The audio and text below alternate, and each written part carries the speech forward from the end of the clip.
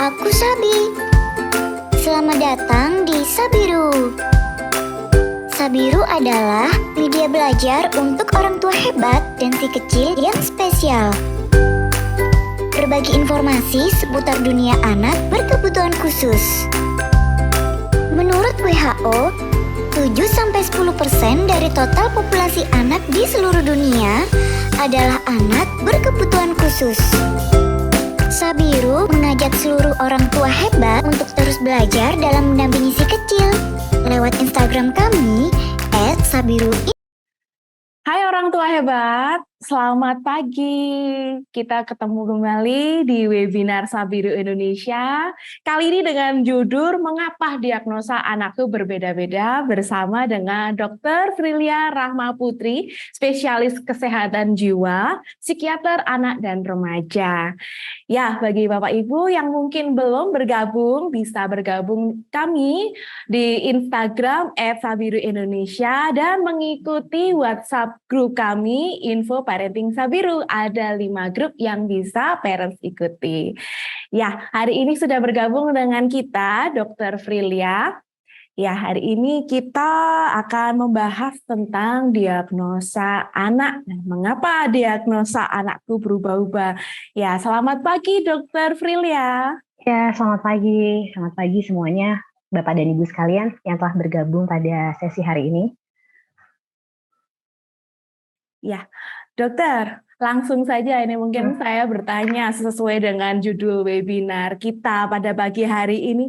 Apakah mungkin sih diagnosa anak ini yang mengalami gangguan neurodevelopmental itu bisa berubah dari gangguan A menjadi gangguan B? Bagaimana dokter? Iya, sebenarnya diagnosis itu bukan berubah ya. Nah, seringkali gejala yang menyertainya itu kan sangat bervariasi gitu. Sehingga kita itu pada saat itu anak di bawah yang menonjol manifestasi perilakunya itulah yang kita amatin. Nah, sedangkan perilaku itu kan dinamis gitu. Nah, bagian psikiatri itu diagnosisnya itu terkait ranah afeksi, kognitif, perilaku gitu. Nah, jadi sehingga seringkali pada saat pertama kali diperiksa, nah tampilan-tampilannya kan kadang-kadang juga akan bisa berubah, yang tadinya tenang kemudian jadi gelisah, yang tadinya punya relasi dengan orang tuanya hangat terus kemudian nggak jadi detach gitu. Jadi banyak faktor yang mengapa membuat diagnosis itu pada saat pertama kali, terutama ketika kita bekerja di anak, di bagian psiki anak, itu tidak langsung bisa kita diagnosis. Nah, tapi bukan berarti diagnosis itu berubah, tapi kita punya yang namanya diagnosis banding. Seperti itu Bu Ellen. Gitu. Oh gitu. Nah, kira-kira hal apa aja sih dokter yang bisa menyebabkan diagnosanya ini bukan berubah ya, berbeda gitu. Apa saja sih dok yang bisa mempengaruhi? Sebenarnya banyak faktor ya, usia pada saat anak di bawah, kondisi akutnya seperti apa gitu. Kemudian orang tua itu sebenarnya ini juga nanti ada beberapa pertanyaan mungkin yang juga ditanyakan orang tua nih ketika datang pada terapisnya ya. Jadi misal ekspertisi, ada ekspertisi kompetensi spesialis, ada kompetensi dokter umum, kompetensi psikiater umum gitu ya, dokter umum, psikiater umum, dan juga kompetensi di psikiatri anak. Misalnya sebagai contoh, psikiatri sendiri itu psikiater itu juga subspesialisasinya juga banyak gitu.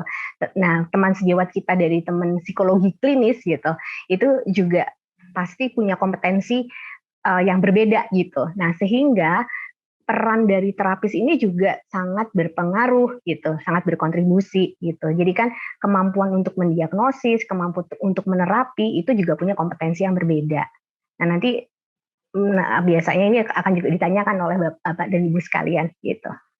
Iya betul dokter. Nah, kadang kan orang tua ini berharap jika anak tumbuh kembangnya terus berjalan, itu gangguan yang dialaminya itu bisa berubah, maksudnya berubah ke arah yang lebih positif gitu. Nah, gimana harapan orang tua seperti ini, apakah mungkin bisa terwujud, dokter? Ya, harapan orang tua itu pasti ingin anaknya tumbuh normal, gitu kan, tumbuh dan berkembangnya normal. Pasti tentu harapan semua orang seperti itu. Ketika keluarga itu datang membawa anak, saya selalu menanyakan ekspektasi bapak dan ibu berobat itu seperti apa. Boleh nggak kita berekspektasi yang tinggi gitu ya, atau ya normal-normalnya aja deh. Nah, normalnya itu seperti apa? Jadi bergantung juga kondisi anak. Kalau misalkan gangguannya itu termasuk kategori yang ringan, tentu kita masih punya harapan anak itu tidak hanya mampu untuk melakukan perawatan dirinya secara mandiri gitu, tapi dia juga bisa berelasi, dia juga bisa berfungsi, dia di pekerjaan gitu ya. Jadi dia dapat bekerja dan melakukan fungsi pekerjaan. Nah, tapi kalau dalam kategori yang sangat berat atau sedang keberat deh, kita nggak ngomong sangat berat ya, tapi prognosisnya pasti akan lebih lebih buruk gitu. Nah, biasanya memang anak ini akan mempunyai kendala. Nah, masing-masing juga punya kendala-kendalanya. Misal nih, saya kasih contoh spektrum autisme. Ketika datang orang tua biasanya berobat, kemudian diberi obat, kemudian gejalanya hilang, gitu. Jadi sembuh gitu. Sedangkan di bagian psikiatri sendiri, kita itu nggak bisa mem, mem, me, me- menyatakan bahwa oh sembuh gitu. Tapi kita bisa bilang bahwa ini sembuh terkontrol. Halnya seperti kayak penyakit fisik yang lain, seperti apa? Diabetes, kemudian hipertensi gitu. Kita nggak bisa bilang sembuh, tapi sembuh terkontrol dengan obat. Ketika dia dikontrol dengan obat, pasien tensinya akan terjaga, nggak naik gitu ya. Atau diabetes itu akan terjaga, jadi gula darahnya juga nggak naik. Nah, hal ini sama dengan kondisi-kondisi yang terjadi pada bagian psikiatri. Salah satunya kalau di anak neurodevelopmental itu tadi, gangguan-gangguan yang terkait dengan neurodevelopmental. Iya dokter, ini yang biasanya sering ditanyakan, apakah anak autis itu bisa sembuh? Nah ini bahkan Hmm, menjadi kontroversi kan ya dokter hmm, ya. hmm. Heeh, Ya, ada yang berpendapat bahwa ini tuh bukan penyakit, jadi nggak bisa disembuhkan. Tapi ini adalah suatu gangguan yang selalu akan dibawa oleh anak seumur hidupnya gitu. Gimana dokter? iya, di psikiatri memang kita nggak menyebut itu sebagai sebuah penyakit gitu. Tetapi kita nggak bilang itu disease, tapi kita bilang itu disorder yang berpengaruh terhadap fungsi sehari-hari. Sehingga memang eh, nggak bisa sembuh sempurna gitu. Dia akan hidup dengan misalkan autismenya, anak dengan ADHD gitu. Bahkan ADHD pun juga menetap sampai dewasa gitu ya. Tapi dia akan mengalami perbaikan fungsi ketika sudah diterapi. Nah, seperti autisme kemudian nggak bisa jadi nggak anak yang autisme gitu. Dia akan dengan autismenya itu akan terus melekat di anak tersebut gitu. Sehingga kita memang nggak bisa bilang ini sembuh gitu.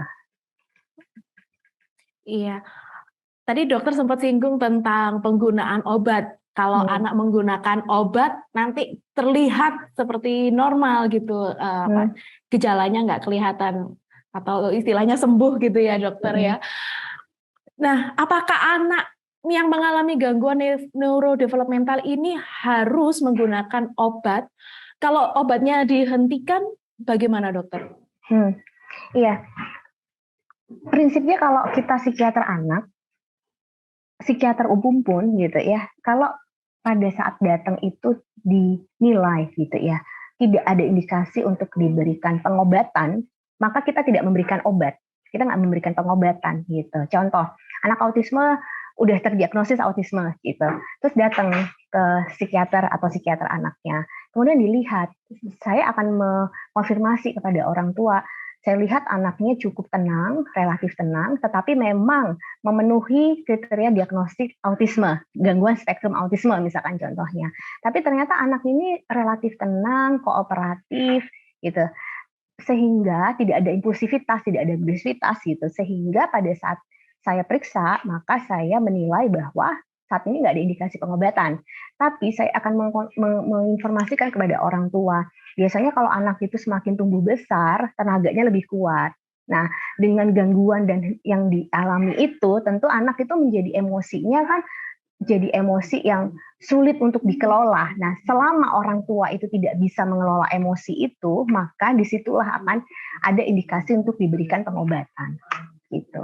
Jadi Seperti itu. tergantung kebutuhannya ya dokter. Iya, tergantung kebutuhannya. Jadi kadang kan suka ada orang tua itu jadi seperti uh, seperti orang tua itu seperti sebentar mohon maaf.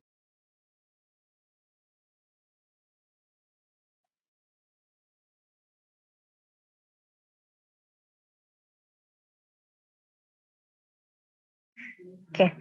Jadi misalkan seperti kasus-kasus yang berat banget gitu ketika dikasih obat, itu memang dia ada indikasi untuk diberikan pengobatan supaya anak menjadi lebih tenang gitu. Sehingga itu tergantung pada suatu kebutuhan gitu. Dan untuk pemakaian obat ini ada jangka waktu tertentu ya dokter? Ada jangka waktu tertentu disesuaikan dengan kebutuhan.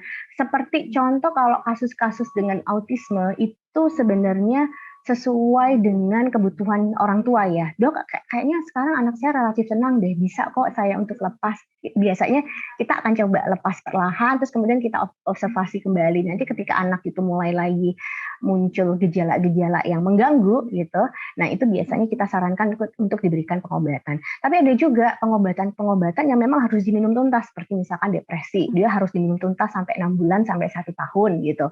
Atau skizofrenia gitu, dia harus diminum sampai 2 tahun tidak boleh putus. Kenapa? Nanti kalau muncul serangan kedua, maka kita nggak punya pilihan lain. Pasien harus diberikan pengobatannya sampai tuntas sampai 1 tahun. Jadi ada protap-protap atau prosedur atau pemakaian itu sesuai panduan. Tapi ada juga yang diberikan pada saat terjadi serangan saja dan nggak perlu untuk diberikan jangka panjang. Gitu. Maka dari itu orang tua itu pasti akan selalu berpikir kenapa ya kok mesti dikasih obat gitu. Jadi bentuk-bentuk yang menolak pengobatan itu sering terjadi. Nah, tapi makanya saya selalu mengatakan nggak apa-apa kalau mau tidak diberikan obat, itu nanti risikonya seperti ini, seperti ini. Kalau diberikan obat, risikonya ini, seperti ini, seperti ini. Kita hanya bisa memberikan opsi, mengarahkan, tapi keputusan itu ada di pihak orang tua gitu. Betul. Jadi memang perlu dikomunikasikan ya dokter antara orang tua dengan dokter yang mendiagnosa anak. Tapi kadang ada permasalahan gini dok, obat yang tadi kata dokter harus diminum sampai tuntas, tapi karena permasalahan ekonomi tiba-tiba mengalami kesulitan sehingga pengobatannya ini harus dihentikan. Nah, akhirnya anak kembali lagi ini menjadi apa istilahnya itu regresi.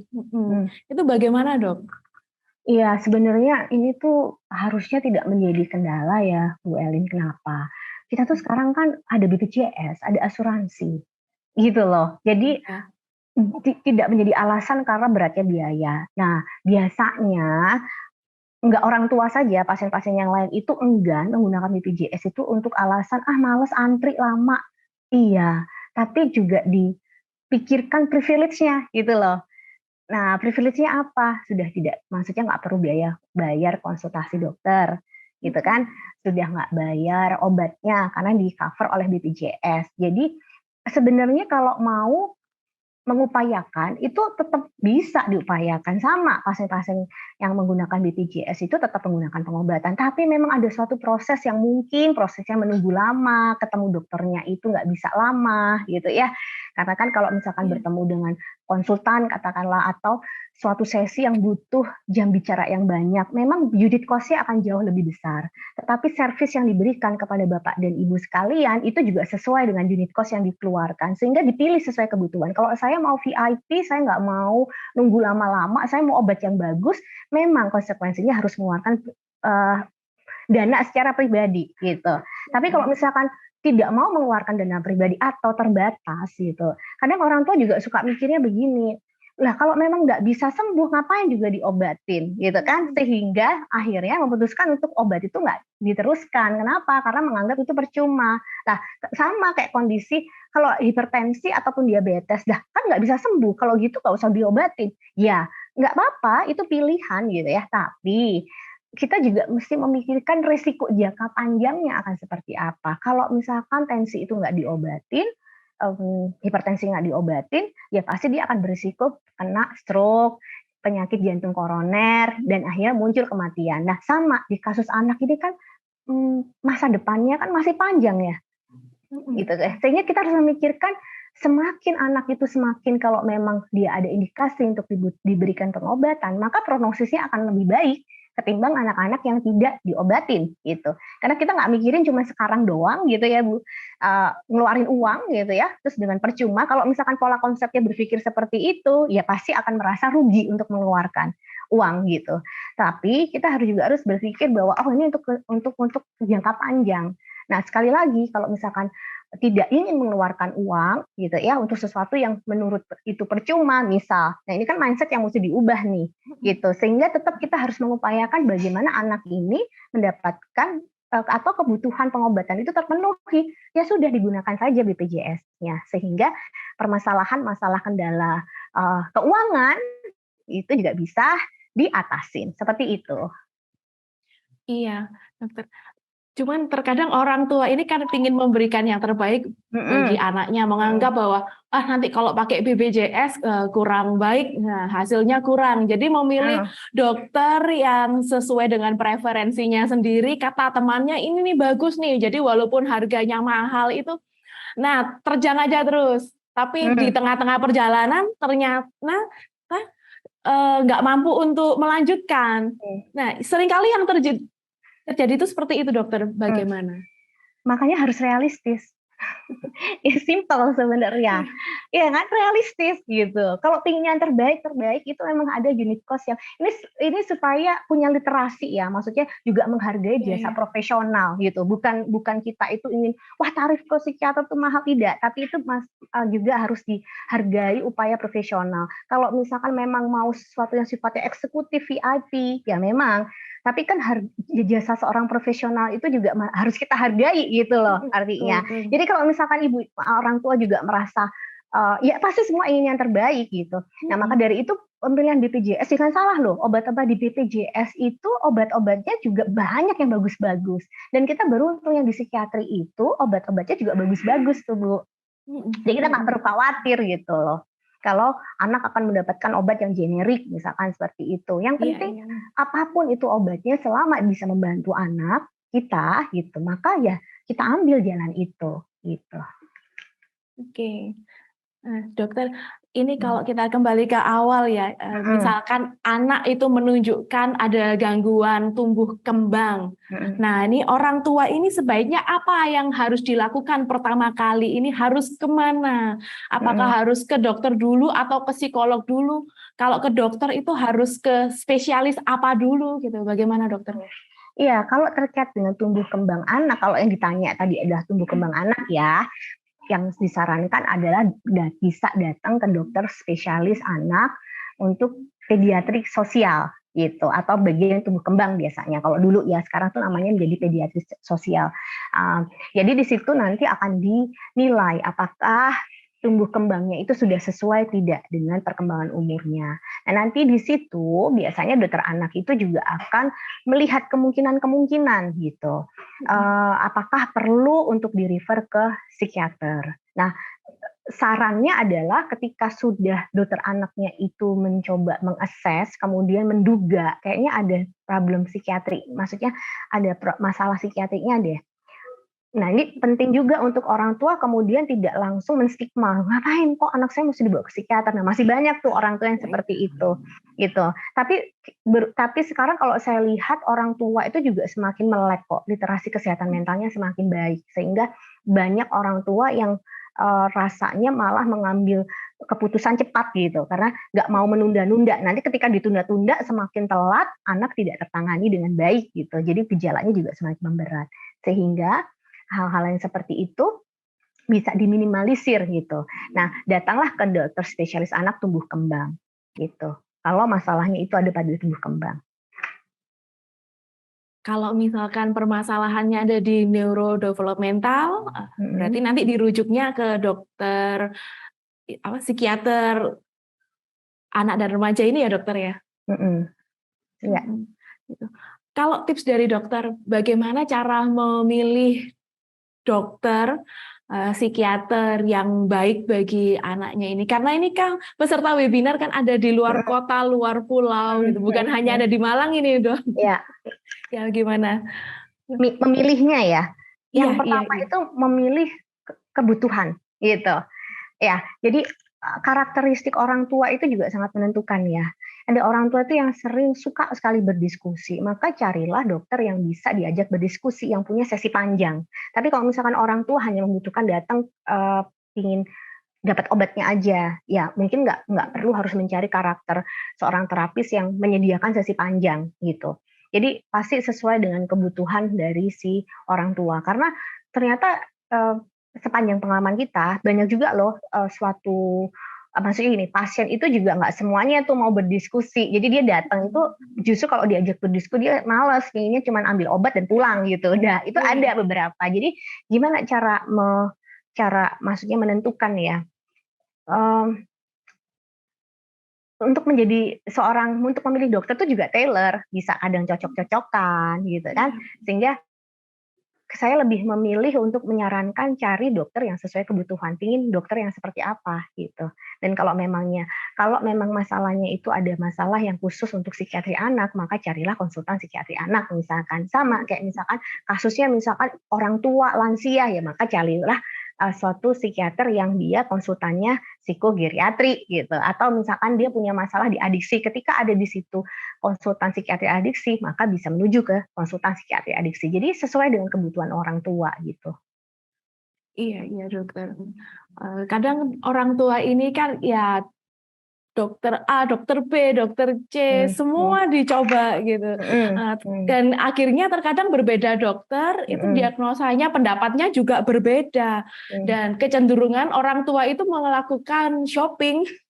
Jadi shopping dokter, tujuannya itu kebutuhannya bukan untuk kebutuhan anak, tapi kebutuhan diri orang tua sendiri yang kepingin mendapatkan dokter yang memberikan jawaban sesuai dengan keinginannya. Jadi cari dokter yang saya pengen dokter yang menjawab bahwa anak saya ini nggak apa-apa, anak saya normal. Jadi untuk membenarkan dirinya sendiri. Nah, ini bagaimana saran dokter? Iya itu benar banget Bu Ellen. Memang itu kasus yang agak sulit ya.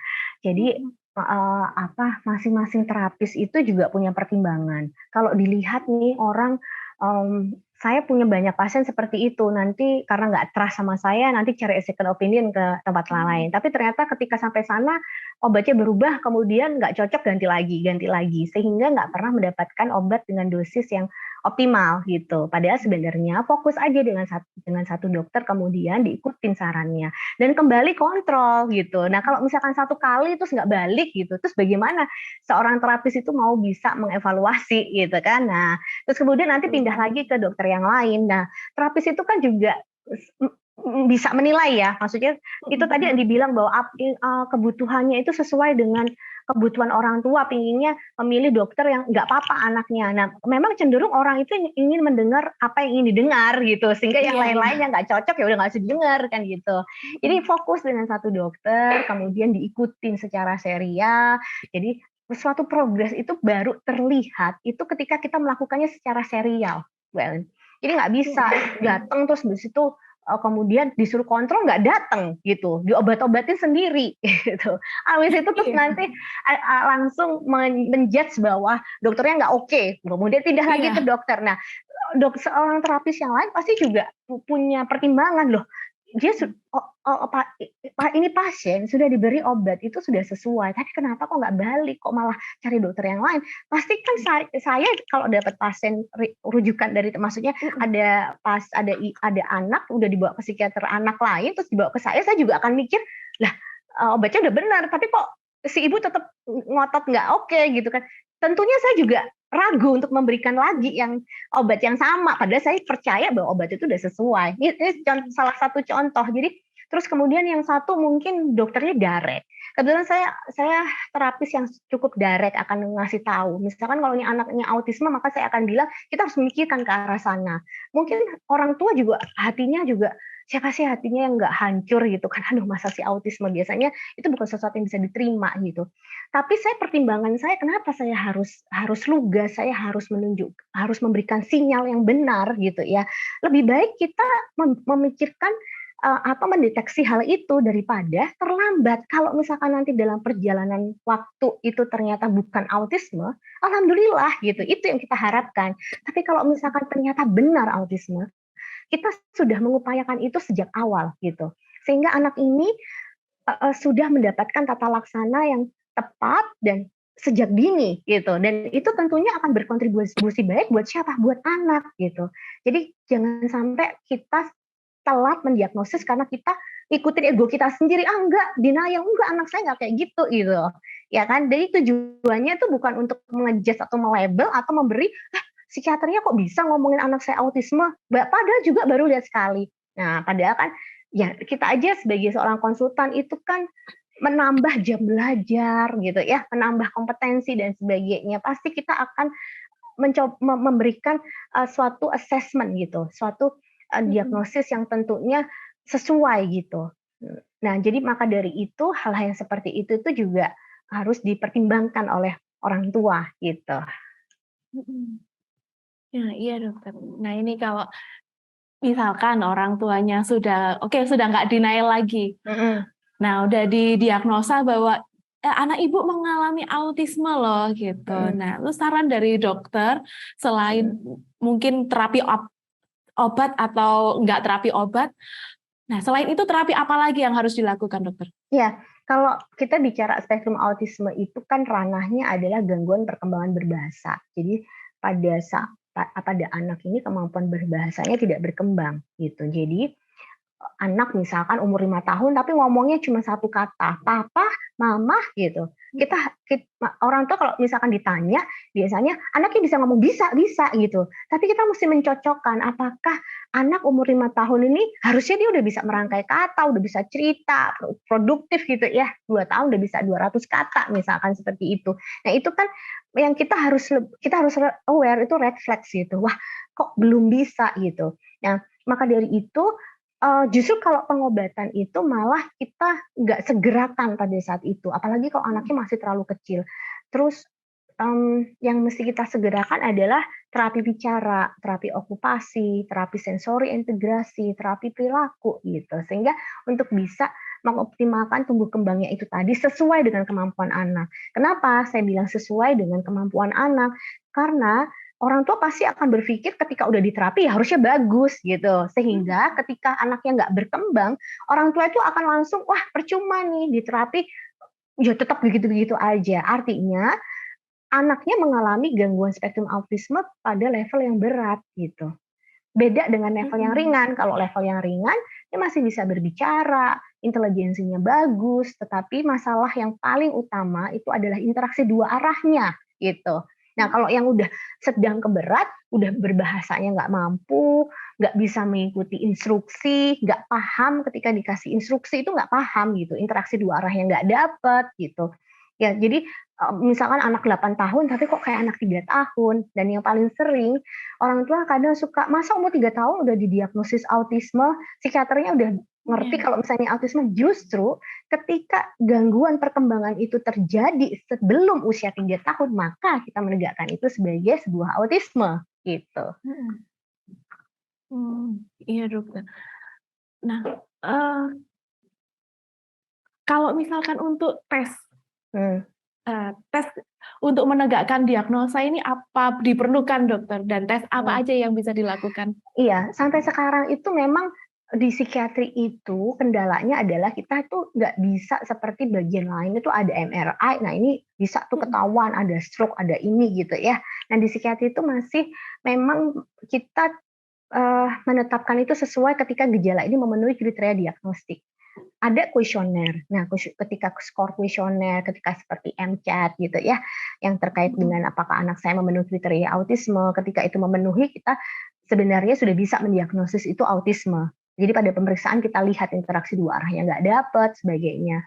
Nah, tes-tes yang lain itu memang pemeriksaan penunjang gitu. Tetapi bukan berarti tanpa pemeriksaan penunjang itu kita nggak bisa mendiagnosis gitu. Jadi paling penting adalah justru di kemampuan diagnosis, dan ketika itu memenuhi kriteria diagnostik, maka kita bisa menetapkan diagnosis gangguan spektrum autisme. Iya. Tadi dokter sempat singgung tentang MCAT. Nah, selain MCAT ini biasanya pertanyaan yang sering diberikan oleh orang tua adalah apakah perlu tes logam, apakah Hmm. perlu tes DNA untuk tahu peta genom gitu.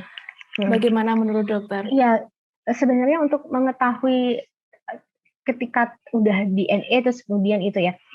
Nah, ini kan neurodevelopmental itu kan sebenarnya di bagian psikiatri itu paling sering kan kelainan, ada kelainan kromosom, kelainan yang sifatnya diturunkan dan sebagainya, dan multifaktorial gitu ya. Sehingga tes-tes itu tuh sebenarnya juga ya bisa dilakukan gitu.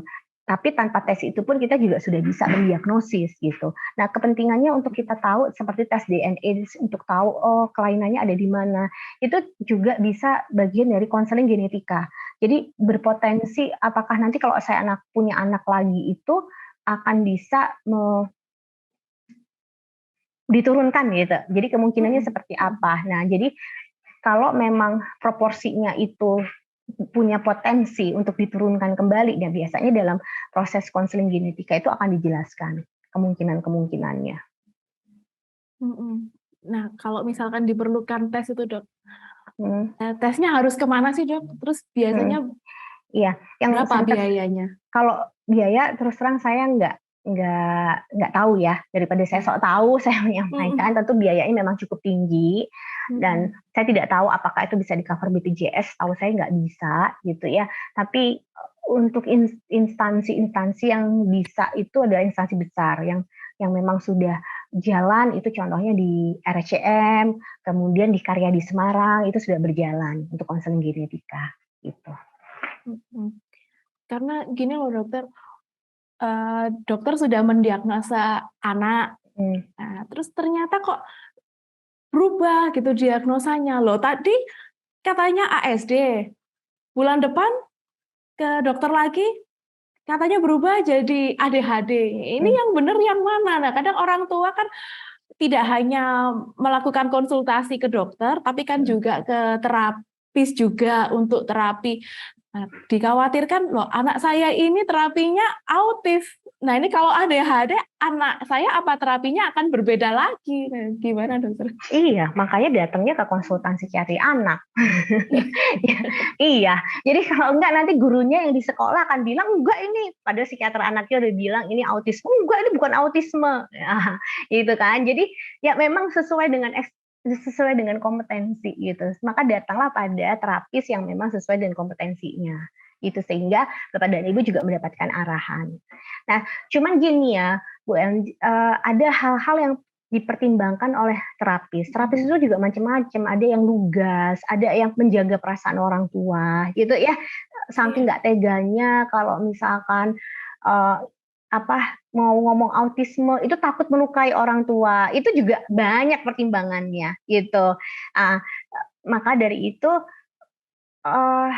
kita sebagai orang tua tuh juga perlu menyiapkan hati loh. Maksudnya dok, saya kasih tahu deh sebenarnya gitu. Ya kan, jadi kadang-kadang ada juga terapis yang nggak tega untuk ngomong gitu kan, karena takut penerimaan itu tadi, yang ada nanti orang tua nggak terima gitu, kok bisa sih terapis psikiaternya bilang ini autisme gitu. Nah, padahal sebenarnya pertimbangannya nggak bicara sesungguhnya itu ya tadi itu, melihat respon-respon orang tua yang denial, yang kayaknya nggak bisa deh kalau dikasih gitu ya. Makanya kayak saya kadang di awal saya suka, maksudnya saya lebih memilih untuk yang udah ibu tahu apa gitu, ya kan. Jadi saya bisa melihat. Jadi kalau misal contohnya orang tua akan bilang, anak saya ADHD dok, hiperaktif gitu. Padahal setelah saya periksa hiperaktifnya itu bagian dari autisme, bukan hiperaktif bagian dari ADHD gitu. Saya akan jelasin orang tuanya begini, ini Bu, kalau hiperaktif dengan, kita bicara anak ADHD itu punya kontak bagus, dipanggil langsung noleh, interaksinya bagus, nggak ada keterlambatan bicara gitu, relatif normal. Masalahnya dia ada kesulitan untuk berkonsentrasi, kesulitan menahan impulsnya gitu ya, atau dia cenderung aktif gitu. Nah, menurut Ibu dari yang kita tadi bicarakan, kira-kira kalau dia nggak punya kesulitan tuh, kalau anak ADHD itu menerima instruksi. Jadi kalau disuruh langsung bisa gitu. Nah, anak ibu, ya dok, anak saya tuh kalau dipanggil nggak noleh, kontak matanya nggak dapet.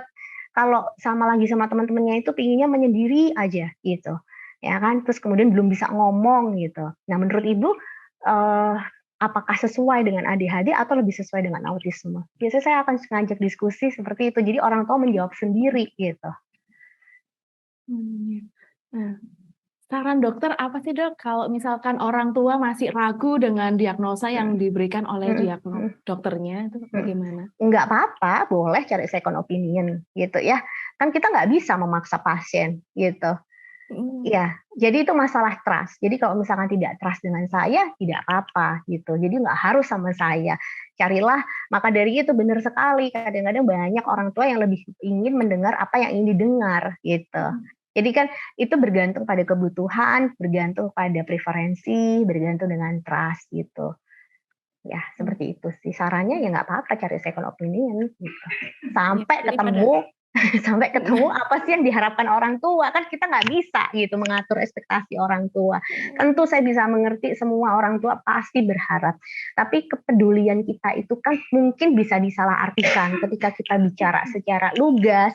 Kepedulian kita tuh apa? Ayo orang tua sama lebih segera mencari penanganan gitu, karena supaya ini adalah hak anak untuk mendapatkan penanganan yang tepat. Jadi jangan karena ego orang tua nggak mau dibilang anak autisme, akhirnya anaknya nggak diobatin, akhirnya tambah parah. Nah, kalau seperti itu, ketika regresi tadi yang seperti udah dibilang, sebenarnya rugi itu siapa sih? Orang tua juga gitu loh. Anak nggak bisa tumbuh berkembang gitu kan. Terus kita itu sebagai orang tua itu mau sampai kapan sih bisa dampingin? Insya Allah kalau kita bisa mendampingi terus. Tapi kan kita juga nggak tahu kita tuh hidup sampai kapan gitu. Maka itu juga menjadi tugas kita untuk menyiapkan anak ini itu bisa siap gitu loh menghadapi hidupnya sendiri gitu. Setidaknya anak mampu melakukan perawatan diri gitu kan, tidak bergantung pada orang lain. Jadi hal-hal itu yang harus kita siapkan, dan itu kenapa saya lebih memilih untuk direct dan lugas sama orang tua, supaya orang tua ini menjadi tanggung jawab juga gitu untuk saya. Jadi ketika saya mengetahui ini ada suatu kondisi yang memang kita deteksi itu akan berkontribusi kurang baik, maka kita harus sampaikan. Ketimbang saya nggak apa-apa, nanti kita lihat. Tapi ternyata udah telat gitu. Mungkin itu menenangkan orang tua gitu. Untuk saat ini aja gitu kan. Nah, tapi untuk masa depan, tentu itu kan menyulitkan orang tua juga gitu. Iya. Nah, faktor apa aja sih dok yang dapat bisa memberikan perubahan positif terhadap gangguan perilaku dan mental anak? Gimana? Maaf, agak faktor apa saja yang dapat memberikan perubahan positif pada gangguan mental dan juga perilaku anak? Ya pasti faktornya itu semua berkontribusi ya. Karena kalau di psikiatri itu mengapa sih seseorang bisa mengalami disorder? Faktor genetik iya, faktor psikologis iya, faktor lingkungan juga berpengaruh gitu kan, sehingga simulasi terapi, baik terapi yang sifatnya terapi farmakologi dan non farmakologi, non obat itu ya harus dikerjakan bareng-bareng. Jadi butuh kerjasama gitu, nggak bisa berdiri sendiri gitu. Iya, berarti semua bidang itu saling melengkapi ya dokter ya. Nah, terutama kuncinya ini di orang tua. Jadi kalau orang tua intuisinya tepat, sudah memilih dokter yang tepat, ya insya Allah anaknya bisa mendapatkan penanganan yang tepat juga ya dokter ya. Iya. Nah, ya. Ini sambil kita jawab pertanyaan mungkin ya dokter. Silahkan. Sudah ada cukup banyak. Saya mulai dari yang paling atas mungkin. Karena waktu kita masih 1 jam lebih, cukup banyak. Dok, bagaimana dengan anak ASD dengan gangguan tidur, sering begadang, apa perlu obat? Begadang, apa perlu obat? Bergantung. Apakah siklus tidurnya bisa diperbaiki? Maka kalau siklus tidurnya bisa diperbaiki, gitu ya nggak perlu pakai obat. Perancunya dikoreksi, maksudnya perancunya gimana? Kalau anak itu tidur tuh ngapain sih? Oh ternyata dia main game gitu, ya kan? Jadi ya makanya gamenya harus diputus, artinya maksudnya harus disesuaikan lagi gitu ya, sehingga nggak ada aktivitas yang mengganggu anak itu untuk menuju tidur. Ya saya pikir nggak perlu dikasih obat gitu. ya. Jadi manajemen waktu dan kemudian sleep hygiene itu juga penting. Jadi nggak perlu kasih obat. Tetapi kalau memang ternyata ada masalah, sebenarnya kalau dari bagian psikiatri itu tidur itu tuh termasuk istilahnya kayak gini loh, Bu Ellen, keranjang sampah. Maksudnya gini, semua gangguan itu bisa ada muncul gangguan tidur gitu. Tapi core-nya, utamanya kenapa ini bisa sampai gangguan tidur itu mesti diatasin juga. Nah ini yang apakah anaknya ada gangguan mood misalkan, ya kan? Apakah memang insomnia murni gitu? Atau ada depresi gitu, atau ada faktor-faktor yang lain, nah itu yang harus mesti dikelola dulu gitu. Jadi pada gangguan tidur karena faktor apa dokter yang perlu obat ini?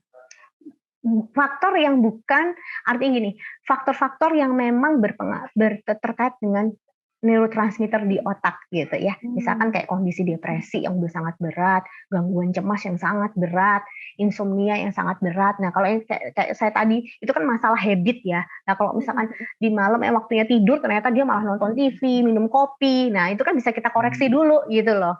Artinya, ya jangan minum kopi. Ataupun kalau mau minum kopi itu juga jangan kopi itu kan nggak bisa langsung muncul seketika, maksudnya onsetnya tuh nggak cepet gitu, tetapi di beberapa jam sesudahnya tuh baru bikin orang tuh melek gitu. Ya, jadi hal yang seperti itu modifikasi perilaku itu mesti kita kerjakan dulu gitu. Iya, mungkin faktor usia juga pengaruh ya dokter. Kemarin ada yang bertanya juga anaknya usia 26 tahun yang mengalami gangguan tidur. Kayaknya juga pengaruh dari apakah sudah akil balik, jadi sudah melewati masa puber, ada masalah percintaan mungkin ya. Ya makanya kan mungkin nggak sih dok?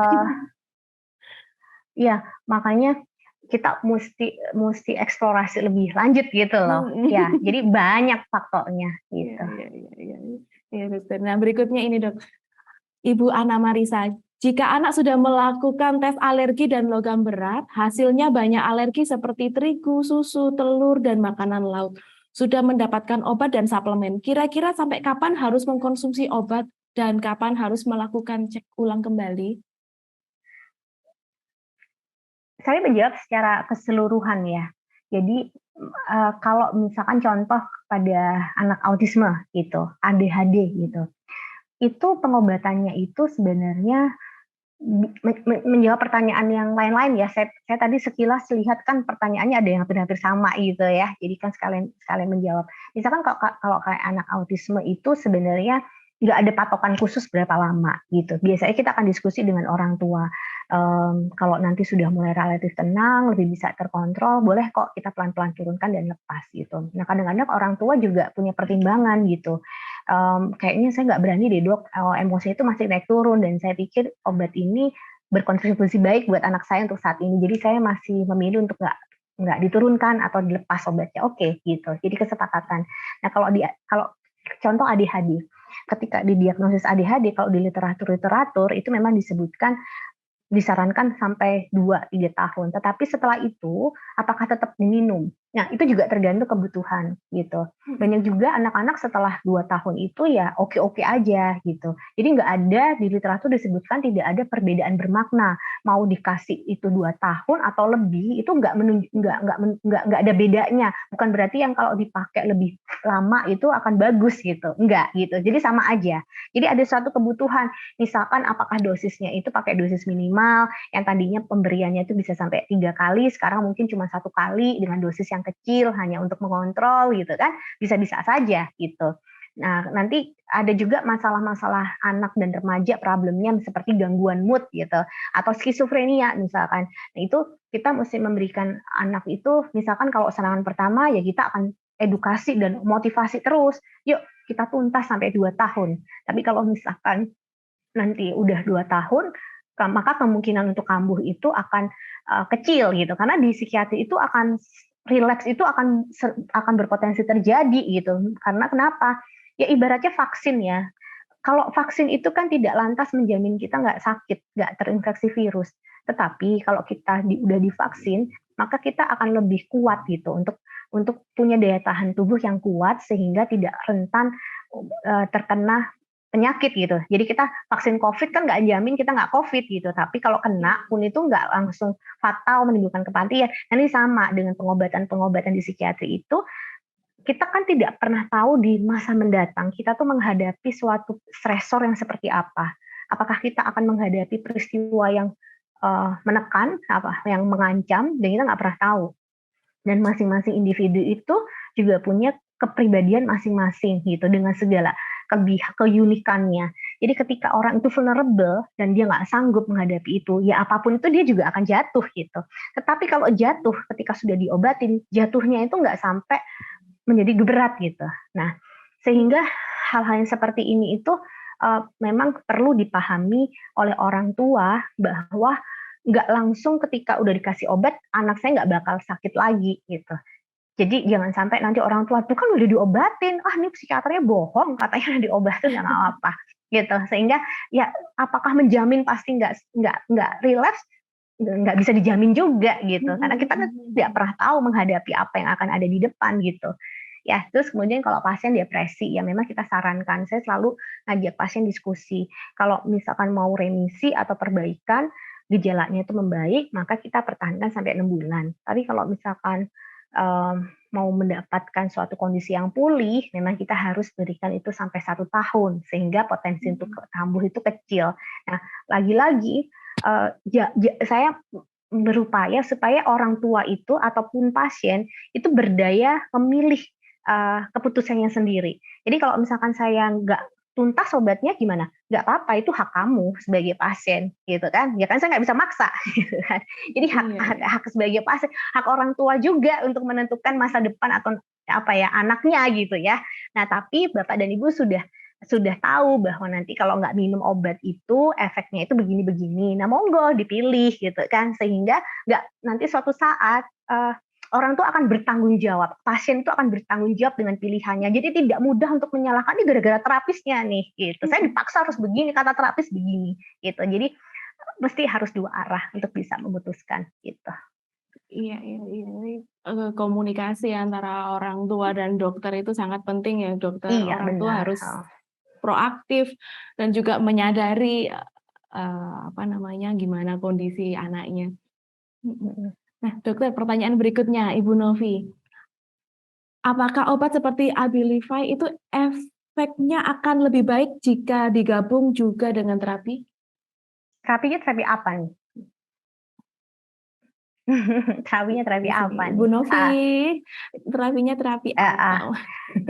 Ya, kan banyak ya, gitu. Ya. Efektifnya mau digabungin sama apa dan pada kondisi apa gitu.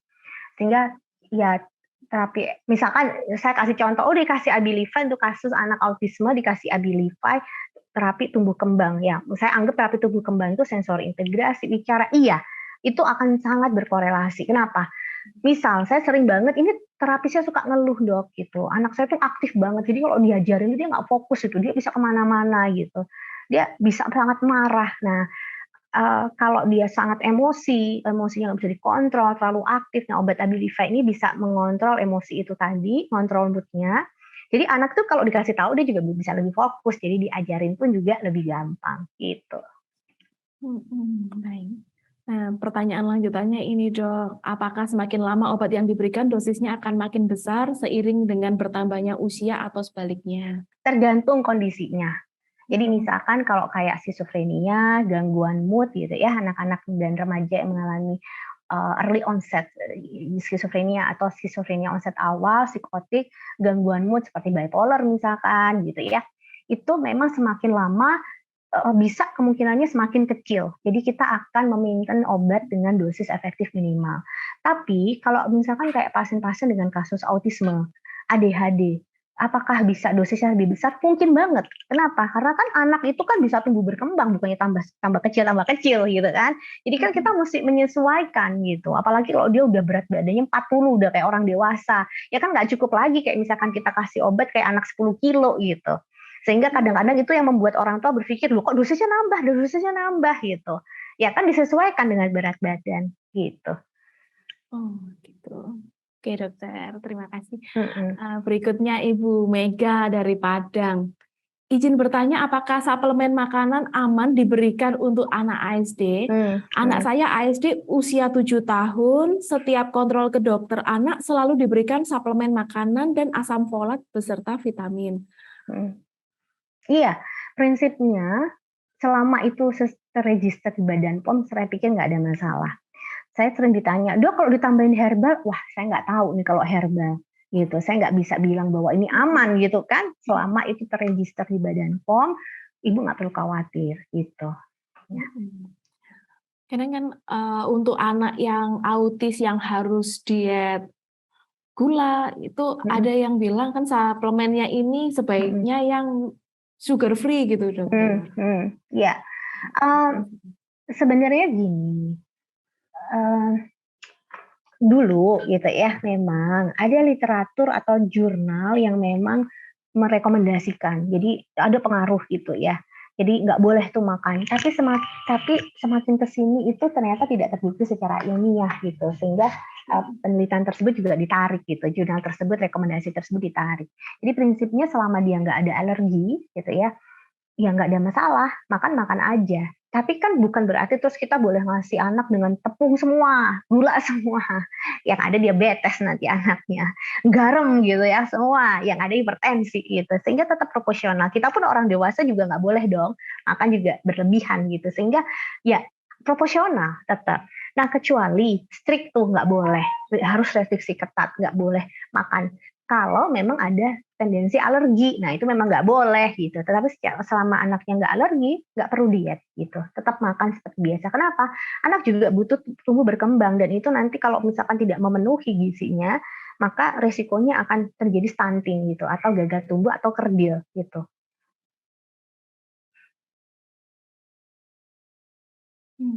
Oke, baik dokter. Nah, berikutnya dokter, ini Ibu atau Bapak Kevin ini. Apakah anak autism dewasa akan tetap menggunakan farmakologi untuk mengontrol mood-nya yang tiba-tiba bisa meledak? Bisa iya, bisa enggak. Jadi tergantung kebutuhan.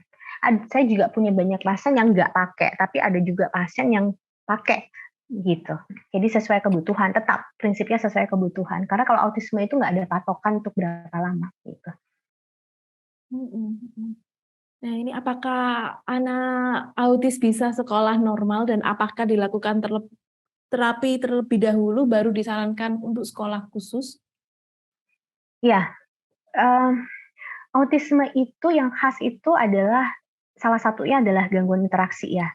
Bisa saja anak ini itu tetap di sekolah yang normal gitu, tapi kalau yang kecerdasan biasanya kan kita akan minta tes IQ gitu ya. Ternyata tes IQ-nya minimal rata-rata atau bisa jenius itu bisa-bisa aja. Ketika tidak ada masalah dengan IQ, masuk sekolah normal itu sangat memungkinkan, tetapi dia akan kesulitan berinteraksi. Ya, itu akan yang mesti kita pertimbangkan. Tapi kalau misalkan yang IQ-nya borderline, memang kalau masuk di sebuah sekolah inklusi itu relatif memang agak sulit ya. Apalagi kalau misalkan borderline-nya itu batas bawah yang mepet gitu, misalkan dia kalau kita mau bilang retardasi mental atau disabilitas intelektual, itu kan dia di bawah 70 gitu. Nah, tapi ketika anaknya misalkan IQ-nya 75 gitu, memang nggak masuk. Ya, tapi dia kan batas-batas agak bawah gitu. Nah, masuk sekolah inklusi itu ternyata juga bukan satu opsi yang disarankan sebenarnya. Itu kenapa? Karena dia termasuk yang slow learner gitu ya. Ketika dia ketemu sama IQ-nya yang memang borderline tapi batasnya batas atas gitu. Yang misalkan kalau kita mau bilang rata-rata 90 gitu, ternyata dia 88. Itu juga kadang-kadang nggak susah tuh ngikutin. Nah, yang ada itu anak jadi kalau masih kecil mungkin relatif nggak ada masalah ya, tapi kalau misalkan sudah mulai agak gede, anak itu sudah ngerti, apalagi anak sekarang itu kan aku dibully, dikit-dikit dibully gitu. Dikatain itu kan langsung dipersepsikan aku dibully. Nah, itu juga akan menjadi problem tersendiri gitu. Jadi udah disesuaikan dengan tingkat kecerdasan gitu. Oke, gitu. Nah, pertanyaan berikutnya dokter, ini dari Ibu Kiki. Dokter, vitamin apa saja yang harus dipunyai anak ASD? Secara khusus enggak, kayak tadi misalkan ada asam folat, vitamin B, untuk kan ada juga yang dalam literatur disebut untuk menghambat radikal bebas, untuk baik secara kognitif gitu ya, itu memang disarankan. Nah, nggak ada patokan khusus gitu. Silahkan vitamin apa saja itu tetap diperbolehkan. Asal kalau dari saya patokannya ya memang harus terregistrasi di Badan POM gitu. Saya nggak bisa merekomendasikan yang sifatnya herbal-herbal ya, Ibu. Karena kan kita nggak tahu gitu ya. Oke, dokter. Dokter, ini berikutnya agak panjang ya, Ibu Isti Windari. Izin bertanya, dokter, anak saya tadinya usia 1-2 tahun didiagnosa spektrum autism. Setelah tes BERA dan MRI, ternyata atrofi otak. Dari umur 2 tahun sampai 3 tahun konsultasi dengan dokter spesialis neurologi anak mendapat obat. Tapi karena jauh akhirnya tidak kami teruskan. Sekarang ada BPJS, kami lanjut terapi di RS dan ketemu dokter anak dengan diagnosa ID sedang, dapat obat Memoran. Cuma anak saya susah minum obat kapsul. Kami cuma terapi saja, obatnya tidak kami berikan. Sebenarnya obat tersebut dibutuhkan untuk anak saya nggak ya, Dok? Bolehkah itu dikonsumsi jangka panjang? Yang pertama, saya tidak tahu isi Memoran itu apa. Nah, nanti bisa sebenarnya ketika ada yang nggak paham itu bisa kok dikonsultasikan kepada dokter anaknya gitu. Jadi jangan sampai belum dapat jawaban terus cari second opinion gitu loh. Nah, itu yang sangat dihindari gitu. Jadi ketika nggak tahu itu tanyakan ini obatnya fungsinya untuk apa ketika ibu nggak paham. Tadi yang ibu sebutkan terus terang saya tidak pernah menggunakan. Jadi saya tidak ingin berkomentar ya gitu, karena itu kan saya tidak memeriksa anak ibu juga, jadi saya nggak berkomentar tentang ini karena setiap terapis itu pasti punya pertimbangan gitu. Ya. Baik. Berikutnya ini Ibu Yulia dan Ibu Renata. Dokter, prakteknya di mana? Ya, kalau untuk Bapak dan Ibu sekalian yang memang berdomisili di Malang, silahkan bisa datang ke Rumah Sakit Saiful Anwar, bisa datang ke Hayunanto Medical Center maupun di Persada Hospital. Baik, gitu. Terus kalau ini ya, saya juga mau misalkan gini, tadi di Padang juga ada Dokter Amel gitu ya. Terus siapa lagi? Di mana aja sih mungkin yang bisa saya arahkan ya. Jadi maksudnya yang psikiater anak kolega saya di Solo ada Dokter Maharati di Muwardi. Di Magelang ada Dokter Susi di RSJ Magelang. Aceh ada Dokter Rio. Mungkin saya kurang tahu prakteknya, beliau dosen di FK Unsyah gitu ya. Terus di Jakarta saya pikir banyak banget, ada Prof. Kim, Dokter Ambona, Dokter Francisca Kaligis, Dokter Ika, Dokter Nurhana gitu ya, pilihannya banyak, tinggal di browsing pasti ketemu. Kalau yang di Surabaya nanti ada Dokter Sasanti, Dokter Royke, Dokter Nining, dokter di RSUB maupun RSUA di kalau Semarang setahu saya belum ada psikiater anaknya, tapi kalau misalkan Bapak dan Ibu itu domisilinya di Semarang, bisa datang ke RSJ Magelang yang terdekat gitu. Dulu beliau ada Dokter Ismet ya, tapi beliau sudah meninggal, jadi belum ada gantinya. Jadi bisa menuju ke RSJ Magelang gitu. Oke, baik. Mungkin nanti tempat prakteknya dokter bisa dicatat, dibantu oleh admin ya, bisa dicatat nanti di chat. Oke, saya lanjutkan. Ini ada Ibu Lucy, izin bertanya dokter, perbedaan ASD dan ADHD apa ya? Tadi sempat sudah dokter jawab. Apakah benar ADD namun hiperaktifnya karena alergi makanan? Gimana alergi makanan? Gimana? Maaf. Iya. Apakah benar ADD namun hiperaktifnya karena alergi makanan? Sebenarnya nggak ada hubungan langsung ya dalam suatu penelitian. Dulu memang sempat dibahas bahwa itu sangat berpengaruh pemicu, misalkan gluten, coklat, tepung-tepungan, maka diminta anak itu untuk diet. Tapi semakin ke sini itu ternyata tidak berkorelasi gitu, makanya rekomendasi itu dicabut gitu. Nah, karena kita juga karena nggak ada hubungan ya, anak ini kan harus tumbuh berkembang, makanya tetap harus diberikan. Tapi pesannya ya tetap harus proporsional, kecuali kalau anak itu alergi gitu. Terus mungkin ini juga penting banget karena orang tua suka misalkan gini, autisme nanti karena dia hiperaktif gitu ya, selalu ADHD. Tapi prinsipnya gini Bu, kalau autisme itu yang khas adalah gangguan berbahasa. Jadi perkembangan berbahasanya itu tidak berkembang. Jadi kalau misalkan anak umur 2 tahun, anak itu sudah harus bisa 200 kata, dia harus bisa mampu bercerita gitu ya. Jadi harus bisa tuh bercerita gitu. Nah, kadang itu yang paling sering itu kan munculnya dengan speech delay. Nah, gitu.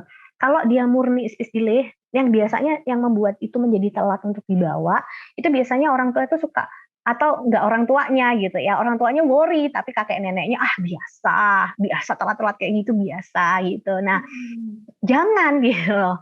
Jangan sampai, kemudian nggak melakukan apa-apa. Kita harus ingat, "Oh, kok nggak ngomong, kok nggak bunyi, udah 2 tahun 200 kata, kok dipanggil nggak noleh," gitu ya.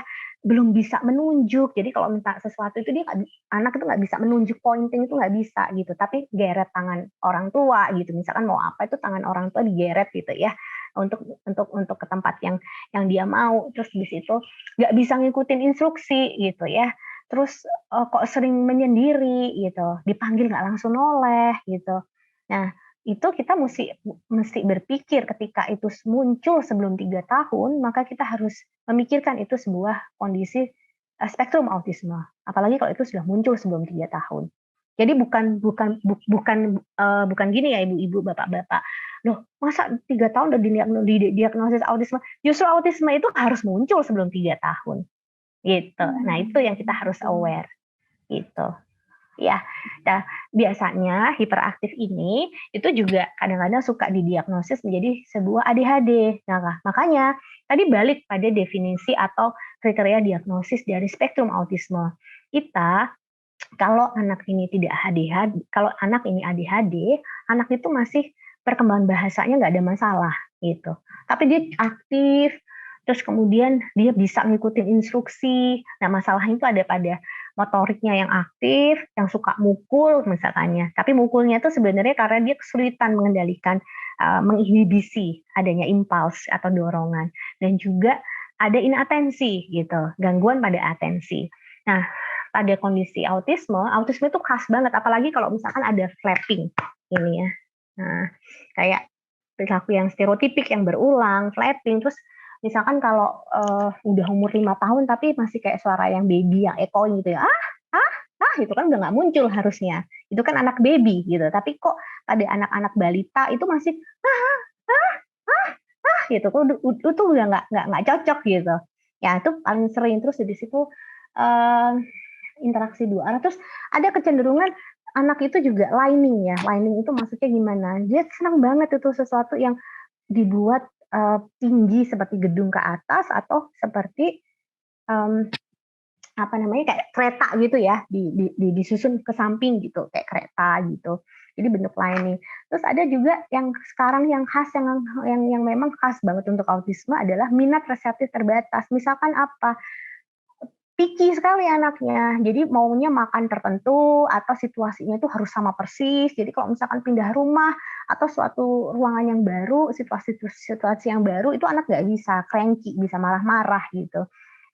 Misalkan tadinya itu masuk dari pintu garasi biasanya, kalau misalkan sekolah terus mau lewatnya itu pintu garasi, terus disuruh lewat pintu kamar depan, pasti ngamuk gitu. Yang biasanya pakai kamar mandi orang tuanya di kamar, terus ditaruh di kamar mandi yang di luar, ngamuk. Arah mau ke sekolah biasanya lewat sini, terus pindah itu ngamuk gitu. Jadi sangat rigid banget.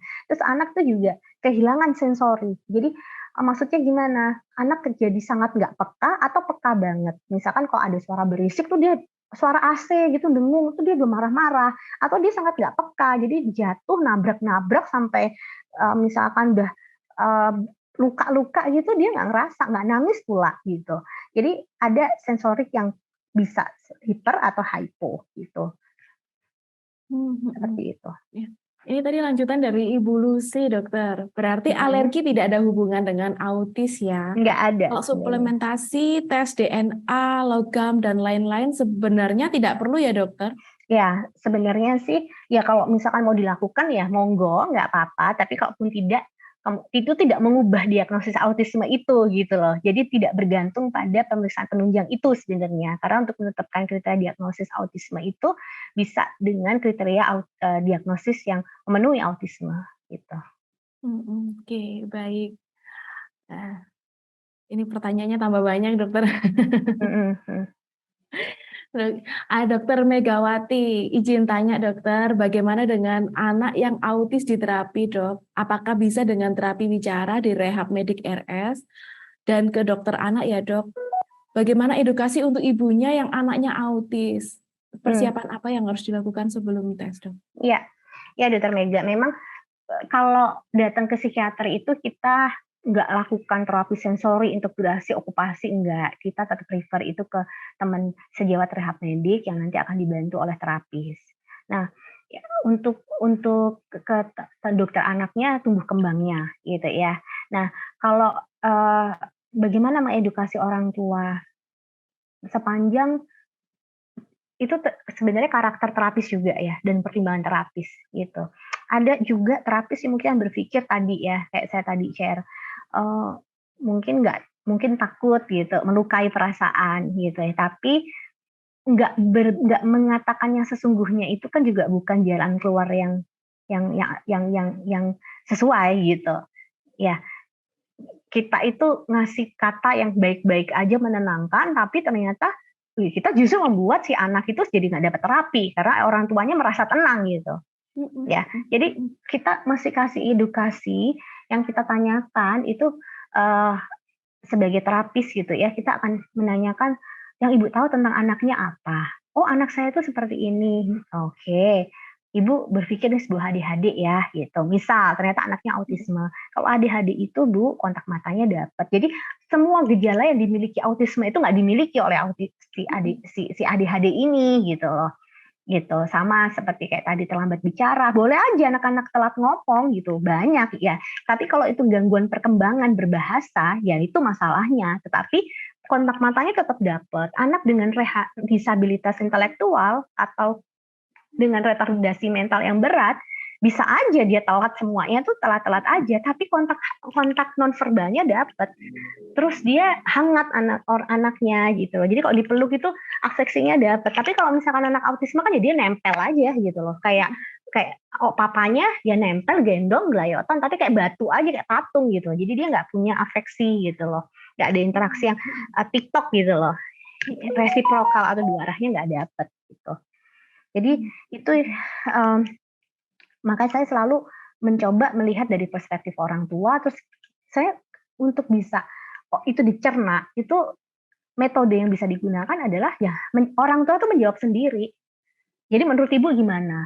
Kalau ADHD kira-kira sesuai nggak bu? Gitu. Iya ya dok, nggak sesuai ya. Nah itu akan lebih mudah diterima orang tua gitu. Ya, gitu. Ini ada contoh kasusnya Ibu Fiktia ini dokter. Anak saya 8 tahun 4 bulan, belum sekolah. Usia 2 tahun didiagnosa GDD, terputus terapinya sejak pandemi dan baru berobat dan terapi lagi 4 bulan ini.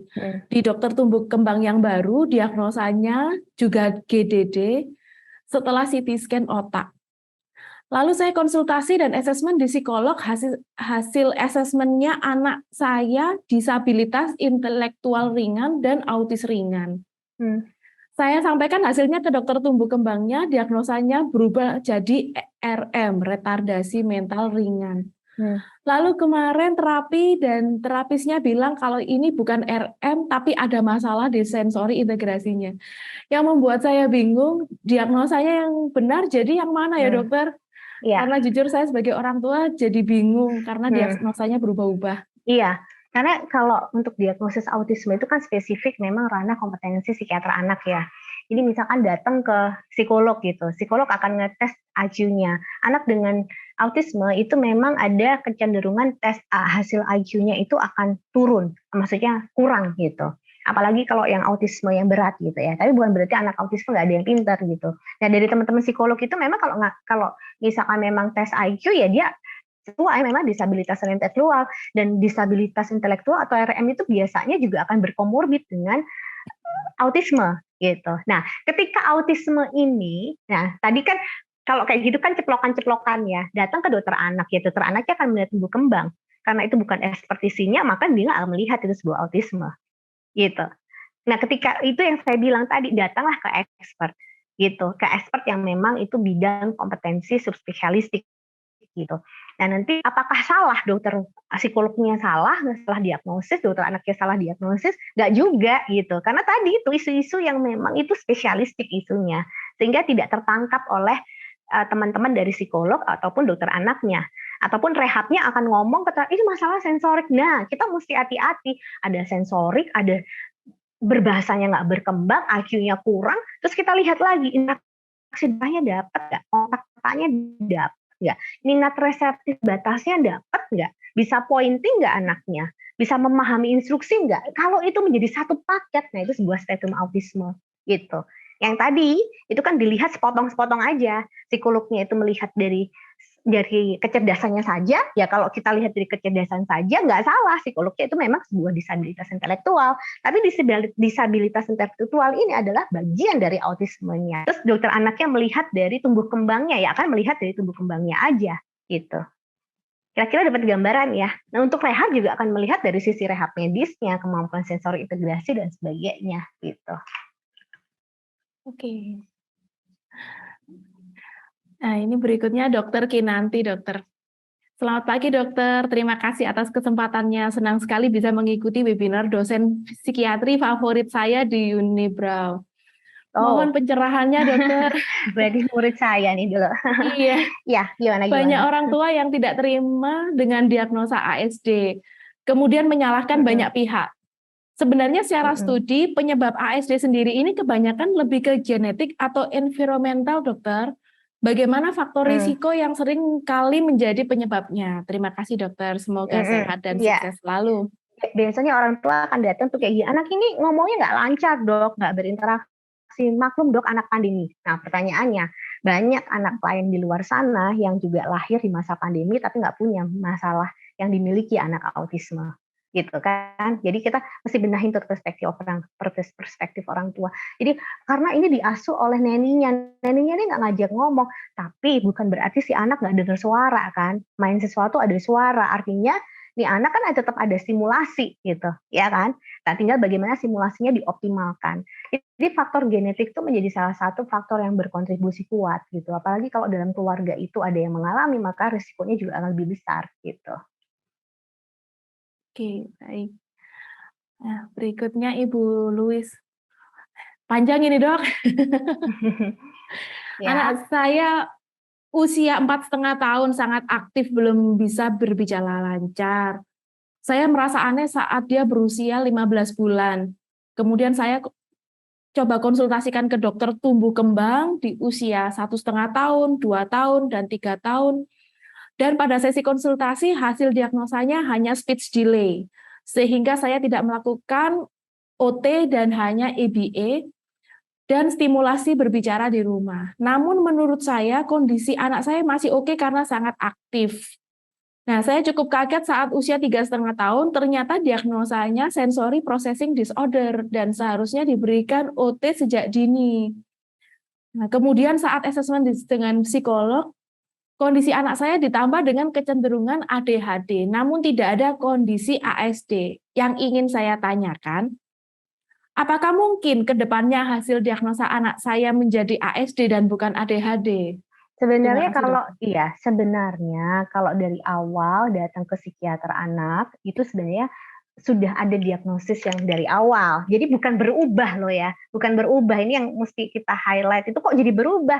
Iya, karena tadi ketika misalkan saya sakit misalkan sakitnya itu sakit yang terkait dengan hematologi gitu ya, atau misalkan pencernaan, tapi saya datang ke dokter bedah tulang. Nah, kan otomatis spesialisasinya nggak cocok gitu loh untuk mendiagnosis. Bukan berarti berubah, karena kan kompetensi yang untuk mendiagnosis itu kompetensinya berbeda gitu loh. Ya kan, bisa saja sebenarnya kalau datang pada saat itu datang langsung ke psikiater anak gitu ya. Terus kemudian udah dikasih tahu, ya ini ASD gitu. Ya dari awal udah dikasih tahu gitu, bukan kemudian jadi berubah gitu loh. Itu yang mau saya highlight tuh. Jadi nanti takutnya tuh kok diagnosisnya bisa berubah-ubah gitu. Bukan berubah sebenarnya. Tapi kalau misalkan dari awal sudah datang ke orang yang tepat, terapis yang tepat, deteksi dininya juga lebih tepat gitu. Iya. Nah, ini berikutnya Ibu Fani. Izin tanya dokter, anak saya 2 tahun 3 bulan, suspek Down syndrome, tapi belum pernah ke dokter tumbuh kembang, Hmm. baru mau. Ya Yang ingin diserahkan. saya tanyakan, Iya, kira-kira pelayanan seperti apa yang didapat ketika anak dibawa ke dokter tumbuh kembang? ya dokter dicoba dulu ke dokter tumbuh kembang karena bukan kompetensi saya, jadi kan juga bukan ranah saya untuk menjawab pertanyaan ini, jadi saya nggak berani komentar ya gitu. Iya. Ya. Seharusnya ke dokter psikiater ini. Ya boleh, karena kan Ya. itu bagian dari tumbuh kembang juga gitu. Boleh-boleh aja ke dokter anaknya. Ini sarankan juga bisa datang ke psikiater anaknya gitu. Iya, baik. Berikutnya Ibu Ita Jagat. Anak saya sekarang usia 6 tahun, diagnosa speech delay dan setelah dicek ternyata IQ-nya 71, kekurangan kecerdasan. Pertanyaan saya, apakah IQ atau kecerdasan anak bisa ditingkatkan, dokter? Jawabannya tidak. Kalau tes IQ itu nggak bisa ditingkat-tingkatkan. Nah ini paling sering juga tuh orang tua ketika datang harapannya itu adalah nggak dikasih obat, Bu. Ibu harapannya dikasih obat apa?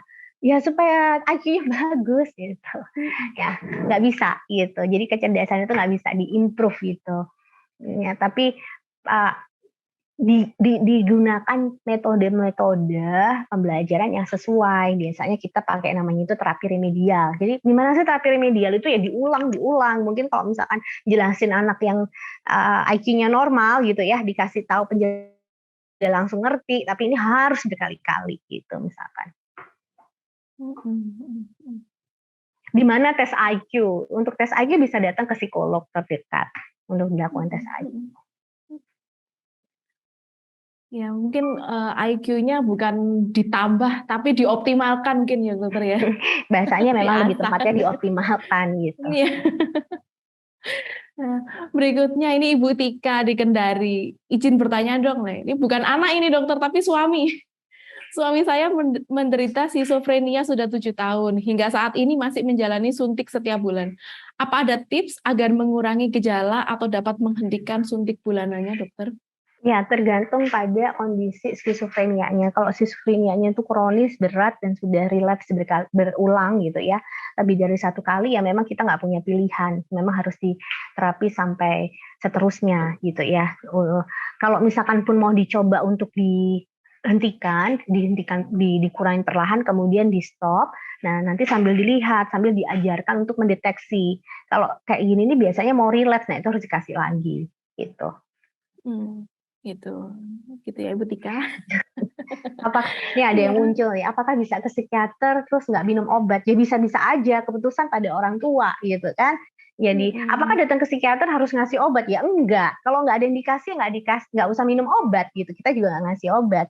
Tapi kalau ketika ada indikasi diberi obat terus orang tua ragu, orang tua nggak percaya, nggak mau ya nggak apa-apa, tapi risiko juga ditanggung oleh orang tua gitu. Jadi kita hanya memaparkan ini loh kalau nggak minum obat itu gejalanya semakin memberat dan sebagainya. Jadi tanggung jawab bukan lagi di terapis, tapi tanggung jawab ada pada orang tua gitu. Ya, betul. Nah ini tadi balik lagi tentang kognitif, dokter. Apakah obat piracetam bisa meningkatkan kognitif? Apakah aman untuk autis? Sorry, gimana tadi? Tadi saya Ya, ada konsul. obat piracetam. Obat piracetam gimana tadi? Ya. Apakah bisa meningkatkan kognitif? Ya, biasanya kalau misalkan untuk kognitif secara langsung, opsi-opsinya biasanya dia akan pakai donepezil.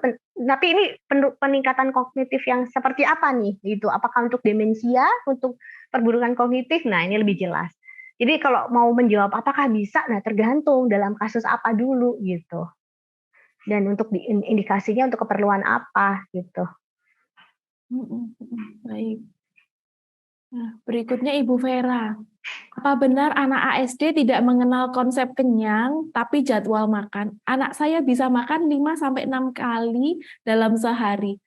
Sekarang dalam proses diet karena BB-nya sudah lumayan berat. Iya. Ya, sensorinya kan juga terganggu ya. Jadi kayak sensasi lapar itu biasanya mereka kurang bisa menandai gitu, kurang bisa mengenali gitu ya. Jadi bisa juga karena masalah sensorinya. Sarannya adalah diet ya, diet nggak apa-apa. Tadi kayaknya saya juga sempat ada pop up, maksudnya pertanyaan bahwa kalau diet itu mesti ke siapa? Ke ahli gizi, Bu, gitu. Ya, untuk yang sesuai ekspertisi. Jadi meskipun autisme itu bidang saya, nggak semuanya itu saya kerjakan sendiri. Sampai sensor integrasi terapi bicara, psikiater anaknya yang ngerjain gitu kan. Tes apa ya? Enggak gitu juga. Sampai gizi-gizinya harus psikiater anak, enggak. Jadi nanti kalau sudah, oh ya ini autisme, nah itulah nanti perannya untuk datang ke terapisnya, disampaikan anak saya dengan kondisi autisme, susah makan gitu ya, makannya picky gitu, kayak kira-kira oh makannya ini berlebihan karena pakai obat harus pakai obat psikiatri, ini makanya kok jadi kenceng. Nah nanti ada modifikasi perilaku yang terkait dengan dietnya. Nah itu nanti saya serahkan kepada ahli gizinya. Jadi ada ekspertisinya masing-masing gitu. Iya, ahli gizi atau dokter spesialis gizi ya dokter? Gizi klinik ya. Iya, gizi klinik. Nah, berikutnya ini Pak Fahmi. Ini Bapak guru ini sepertinya. Saya ada murid autis di sekolah, saat ini sudah kelas 6. Dia masih minum obat menurut orang tuanya. Ketika haid dan minum obat, haidnya terganggu. Tapi kalau nggak minum obat, emosinya bisa meledak karena sakit merasakan haid. Nah, gimana nih dokter? Umur berapa tadi? Kelas 6 SD. 12 mungkin ya dokter. Iya. PMS itu juga kadang-kadang kan, jadi kita bisa bayangin ya, kalau misalkan emosi yang meledak hanya menjelang PMS sendiri, ya udah nggak apa-apa gitu.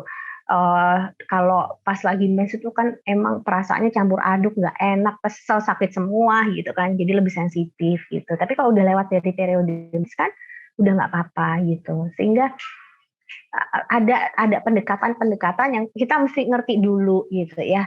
Nah kalau memang emosinya itu nggak cuma terkait dengan masalah mau menjelang haid, menjelang haid gitu ya. Ya kita mesti harus memikirkan apakah ada disorder, underlying disorder, penyakit yang mendasari gitu. Oke, baik. Berikutnya ini pertanyaan, dokter, anak saya laki-laki communication disorder dan hiperaktif. Mau 8 tahun, sekarang kelas 2 SD. Tidak didampingi shadow untuk pelajaran, masih bisa mengikuti walau perlu waktu dan pengulangan di rumah. Hanya saja untuk interaksi dengan teman masih sangat kurang karena nggak bisa ngobrol. Harus terapi apa saja ya dok? Dan kalau di Batam harus kemana? Batam saya nggak tahu, saya nggak punya referensi kalau ke Batam gitu. Tapi yang penting kalau misalkan ada gejala-gejala seperti itu bisa di refer ke, ya boleh ke psikolog dulu, terus kemudian dari psikolog biasanya akan merefer ke psikiater anaknya. Oke, baik gitu. Berikutnya Ibu Widya. Dokter, anak saya ASD, saat terapi emosinya naik turun. Pas terapi obat selama setahun belum menunjukkan perubahan. Apa perlu dilanjutkan terapi obat? Sudah 2 tahun berhenti obat, saya domisili di Riau. Tolong direkomendasikan ya dok.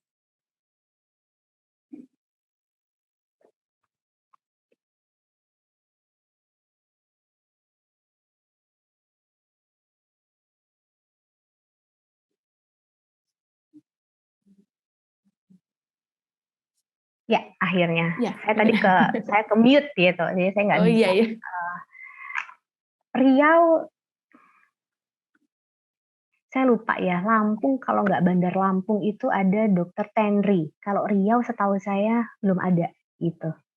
Jadi bisa yang terdekat Padang, Lampung atau Jambi, saya lupa. Bengkulu mungkin ya, saya kok lupa ya. Tapi area situ ada Dokter Tenri. Terus tadi sebelum itu pertanyaannya apa ya? Itu dokter, saat terapi itu emosinya naik turun. Nah ini di terapi obat selama setahun, tapi ya juga tidak ada perubahan. Nah apakah terapi obatnya ini perlu dilanjutkan? Coba datang kembali, didiskusikan gitu. Yang penting untuk dipahami orang tua adalah begini, kalau memang ternyata yang diharapkan itu adalah anak anteng, bener-bener kayak anak normal, nggak sama sekali emosi, mungkin sulit gitu. Karena kan dia memang gangguannya ada di situ gitu. Nah ini tadi ada gangguannya ada pada situ gitu loh. Sehingga kita juga mesti memikirkan suatu kondisi obatnya cukup atau enggak gitu ya. Soalnya ada juga pasien saya tuh yang saya kasih obat, anaknya ada waktu itu anaknya masih kecil dibawa ke saya. Terus saya kasih obat. Nah, pasiennya tuh nggak datang kembali ke saya gitu. Nah, karena maksudnya ada kolega dokter gitu ya yang di keluarganya, tapi ekspertisinya bukan psikiatri anak. Nah, kemudian itu hanya meresepkan obat-obat. Nah, lama-lama kan anak ini kan beranjak dewasa karena nggak datang kembali ke kontrol saya, anaknya gelisah gitu. Kemudian diberikan masukan. Coba saya cari second opinion, akhirnya pergi ke second opinion. Nah, ternyata sampai second opinionnya mungkin kan dalam posisi yang loh ini obatnya udah sesuai, tapi kok nggak tetap terus nggak diminum ya, mungkin kan dialihkan obatnya. Artinya maksudnya obatnya diganti gitu loh. Nah, cuman jadinya kan progresnya atau tingkat perkembangannya itu kan nggak bisa kita optimalkan gitu, ya kan? Misalkan kayak berat badannya udah meningkat gitu. Berat badannya udah meningkat tapi dosisnya tetap segitu-segitu aja, otomatis dia tidak responsif dengan pemberian obat itu. Itu makanya kita harus melihat dosisnya gitu. Oke. Nah, ini berikutnya Ibu Ima. Ini sepertinya pasiennya dokter ini. Soalnya dokter, alhamdulillah lama tidak bertemu. Mohon izin bertanya, Dok. Ya, Kalau gimana? anak suka memukul, suka lari-lari dan egonya tinggi, apakah perlu ke psikolog atau psikiater? Atau itu wajar, dokter? Kita lihat dulu, kalau misalkan ya kadang-kadang kita kesel kan wajar ya gitu, pukul kadang juga, tapi kalau udah dalam intensitas yang berat, mengganggu fungsi sehari-hari, udah bikin komplain orang lain gitu ya, nah itu kan mulai tanda-tanda kenapa kita harus bawa anak itu gitu lah ke psikolog atau ke psikiater gitu untuk bisa dapat penanganan lebih lanjut. Lihat kebutuhannya ya dokter ya. Ya, baik. Berikutnya Ibu Afriani. Dokter, saya mau tanya, anak saya usia 11 tahun, diagnosa autis, speech delay, dan hiperaktif. Saya pernah kasih obat generos untuk anak, tapi anaknya malah lebih aktif. Gimana menurut dokter? Apa perlu dilanjutin atau di stop, dok? Ya, saya nggak pernah meresepkan generos. Saya tidak tahu isinya apa, gitu ya, terus terang. Sayangnya saya nggak lihat anaknya langsung gitu, sehingga saya nggak bisa memberikan rekomendasi. Tetapi saran saya adalah datang ke psikiater atau psikiater anaknya gitu untuk bisa dievaluasi lebih lanjut gitu. Oke, baik. Berikutnya Ibu Prawita. Dokter, pasti anak autis beserta dengan sensory problem atau autis tidak tergantung dengan sensory problem? Gimana maksudnya? Ya, mungkin maksudnya gini, dok. Anak autis, apakah itu pasti diikuti dengan sensory problem atau autis itu tidak tergantung dengan sensory problem? Gangguan di autis itu termasuk gangguan pada sensori gitu.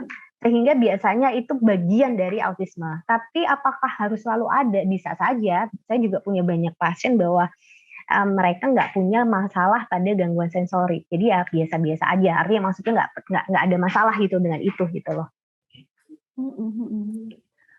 Ini anaknya melakukan tes IQ Wegler 56 dengan diagnosa autis mild. Jadi apakah indikasi DI atau DI disertai dengan autis? Kalau dengan skor IQ 59 itu sudah memenuhi kriteria diagnostik disabilitas intelektual. Nah, pertanyaannya apakah ini sebuah kondisi penyerta yang disertai dengan autisme? Nah, ketika itu memenuhi kriteria untuk autisme ya bagian disabilitas intelektualnya itu bagian dari autisme yang gabung gitu, berkomorbid gitu. Tapi apakah pasti autisme belum tentu gitu. Makanya perlu pemeriksaan lebih lanjut untuk benar-benar menegakkan sebuah autisme atau enggak gitu.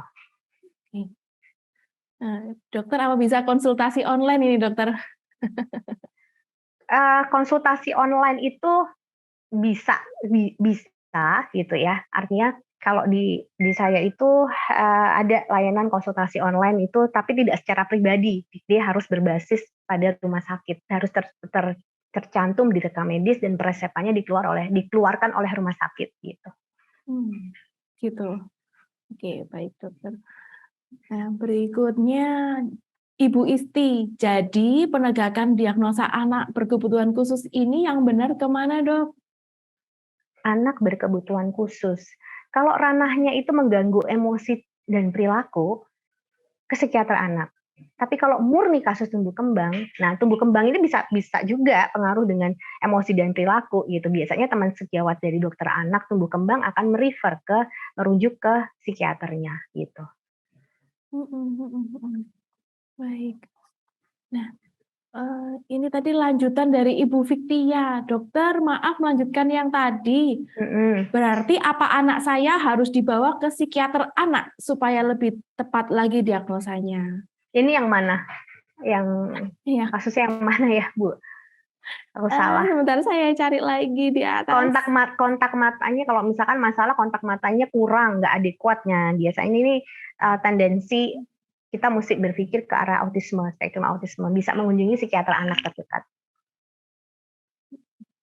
Sebentar, saya cari, Dok. Oh, ini yang anaknya pria 8 tahun 4 bulan, dokter, yang didiagnosa GDD. Tadi itu, Dok. GDD yang itu lalu apa ya? GDD itu Global Delay Disorder. Oh, Global Developmental Delay. Kalau Ya. Global Developmental Delay itu termasuk yang retardasi mental sangat berat. Jadi semua perkembangannya itu terhenti gitu. Jadi nggak cuma tingkat kecerdasan, tapi perkembangan berbahasa, perkembangan fisik gitu ya, nggak bisa jalan dan sebagainya gitu ya. Contohnya itu ya masuk di GDD. Ya. Yang tadi katanya ini loh dok, ke dokter tumbuh kembang, diagnosanya berubah jadi retardasi mental ringan. Nggak apa-apa dicoba, karena sudah dicoba ya. Tadi ke psikiater, ke dokter anaknya udah, ke psikolognya udah, silahkan bisa datang ke psikiater anaknya. Iya, baik. Nah, ini Ibu Prima Novenda. Dokter, maaf, tadi bisa disebutkan lagi siapa nama psikiater anak yang di Solo? Oke, psikiater anak yang di Solo itu ada Dokter Maharatih di Muardi. Itu. Nanti bisa dicari beliau di sana. Oke. Ini Bapak Firman ini ya. Dokter, sebagai orang tua apabila punya anak dengan gangguan ASD atau ADHD, kita sebetulnya harus ke dokter apa tepatnya? Dokter tumbuh kembangkah atau psikiaterkah? Ya, untuk ASD dan ADHD bisa datang ke psikiater anak. Di Makassar ada Dokter Rinfil. Beliau staf Unhas, tapi saya nggak tahu beliau praktek di mana. Nanti mungkin bisa dicari di browsing aja, Dokter Rinfil. Oke, Makassar tadi. Ya. Baik, izin bertanya dokter, anak saya usia 4 bulan diagnosa Down syndrome. Nah, anak saya saat dipanggil namanya kurang respon atau mendengar suara keras pun juga terkadang kurang responnya. Apakah itu termasuk ciri atau tanda awal gangguan perilaku anak? Apakah anak Down syndrome selalu berdampingan dengan gangguan perilaku anak? Iya, pasti kalau misalkan dengan gangguan perkembangan itu bisa berpengaruh terhadap emosi dan perilaku ya. Gitu. Nah, ada yang murni Down syndrome, tapi biasanya kalau Down syndrome itu kontak nonverbalnya dapat gitu, sehingga afeknya hangat ya, gitu. Tapi kalau misalkan anak dengan autisme, kontak nonverbalnya nggak dapat, terus nggak adekuat, terus kemudian dia juga nggak hangat gitu loh. Jadi kalau misalkan dia mau pelukan gitu ya, atau mencium ya kayak ibaratnya itu kayak nyium patung gitu ya, kayak dianggap benda mati gitu, karena dia agak kesulitan untuk bisa berelasi dengan orang gitu. Jadi interaksi dua arahnya pun juga tidak adekuat. Oke, tadi apa ini? Tadi ada sekelas saya psikiater anak di Depok ya. Di Depok dulu itu ada dokter Gita Yanti, tapi bisa juga ke RSUI, ke dokter Francisca Kaligis RSUI. Di Cibubur saya agak lupa kalau di Cibubur itu ada siapa ya? Saya nggak ingat, mohon maaf gitu. Nanti sebenarnya bisa di browsing psikiater anak Cibubur gitu biasanya keluar. Gitu. Baik, terima kasih infonya dokter. Nah ini tadi Ibu Isti tadi menyinggung soal BPJS dokter. Tapi kalau BPJS itu runtutannya dari PPK 1 ke dokter anak, nggak ke psikiater kayaknya. Sebenarnya bisa kok dimintakan ini ada gangguan, misalkan gangguan emosi dan perilaku gitu. Setahu saya bisa dari PPK 1 nanti di refer ke konsultan psikiatri anak. Atau juga bisa dengan cara seperti ini, datang ke psikiater yang ada psikiatri anaknya. Nah, nanti didiskusikan. Biasanya seperti pasien datang ke saya, dok, saya kalau mau pakai BPJS gimana ya? Nah, saya buatkan rujukan ke dokter vaskes pertamanya untuk dirujuk ke psikiatri gitu misalkan. Nah, nanti akan di-refer ke bagian psikiatri gitu. Tapi psikiater anak sendiri itu terbatas. Jadi kalau misalkan seandainya di rumah sakit tersebut tidak ada, biasanya nanti akan ditangani oleh psikiater umum. Dan psikiater umum sendiri juga sudah dibekali dengan kompetensi psikiatri anak. Tapi untuk kasus yang sangat spesialistik, biasanya memang akan dirujuk ke psikiater anak. Seperti itu. Baik. Ini mungkin pengalaman Ibu Devi juga menggunakan BPJS. Nah, dok, anak saya usia 2,5 tahun, tes MCA, tes ATEK, diagnosanya ASD. Saya pakai BPJS, tidak langsung bisa ke klinik tumbuh kembang dan rehab medik karena harus ketemu DSA umum dulu. Tapi sudah 2 kali ke dokter spesialis anak, tidak lolos dan tidak dikasih surat rujukan. Alasannya anak saya ada kontak mata, bisa bicara lancar. Saya bilang mengada-ngada, dok, anak saya masalahnya di perilaku dan sosialisasi. Jadi sampai sekarang belum terapi. Saya bingung harus bagaimana, dok. Kalau memang nggak bisa pakai BPJS, yang pertama kali bisa datang ke psikiater atau psikiater anaknya secara pribadi aja dulu, Bu, gitu. Nanti didiskusikan untuk memastikan. Mungkin memang benar kontak mata anak ibu masih bagus, sehingga dokter anaknya nggak menyarankan gitu ya. Atau mungkin itu tadi, kita berbicara tentang kompetensi itu tadi, ada hal-hal yang mungkin tidak terdiagnosis dokter anaknya, karena itu kompetensinya psikiater anak. Jadi kalau saran saya BPJS sulit, mungkin untuk pertama kalinya bisa datang secara mandiri dulu, nah kemudian nanti minta rekomendasi untuk di-refer dengan menggunakan BPJS. Mungkin seperti itu solusinya. Oke, baik. Nah, berikutnya Bunda Alia. Ini di Jayapura, dokter, Papua. Salam kenal, dok. Anak saya 4 tahun belum bisa komunikasi 2 arah. Awalnya sebelum bisa ngoceh cuma narik-narik tangan atau baju kami jika ada yang diinginkan. Saat ini sudah tidak bisa menyampaikan keinginan sederhana, tapi keinginan harus selalu dipenuhi. Jika tidak, maka akan tantrum. Belum pernah kami bawa konsultasi karena masih bingung bawa kemana. Apakah anak kami ASD, dokter? Nah, itu mesti dilihat ya. Saya nggak bisa mengira-ngira gitu. Tapi kalau ada gangguan emosi dan perilaku, kemudian kontak mata nggak dapat, interaksi 2 arah nggak dapat, kemampuan berbahasanya kurang, ya kita mesti memikirkan suatu kondisi autisme. Nah, untuk penegakan diagnosa lebih lanjut, secara pasti silakan bisa datang ke psikiater. Sebenarnya ke psikiater umum dulu. Nah, kalau misalkan tadi itu permohonannya langsung ke psikiatri anak nggak bisa gitu ya untuk BPJS. Dan bisa saja memang alurnya memang harus seperti itu gitu.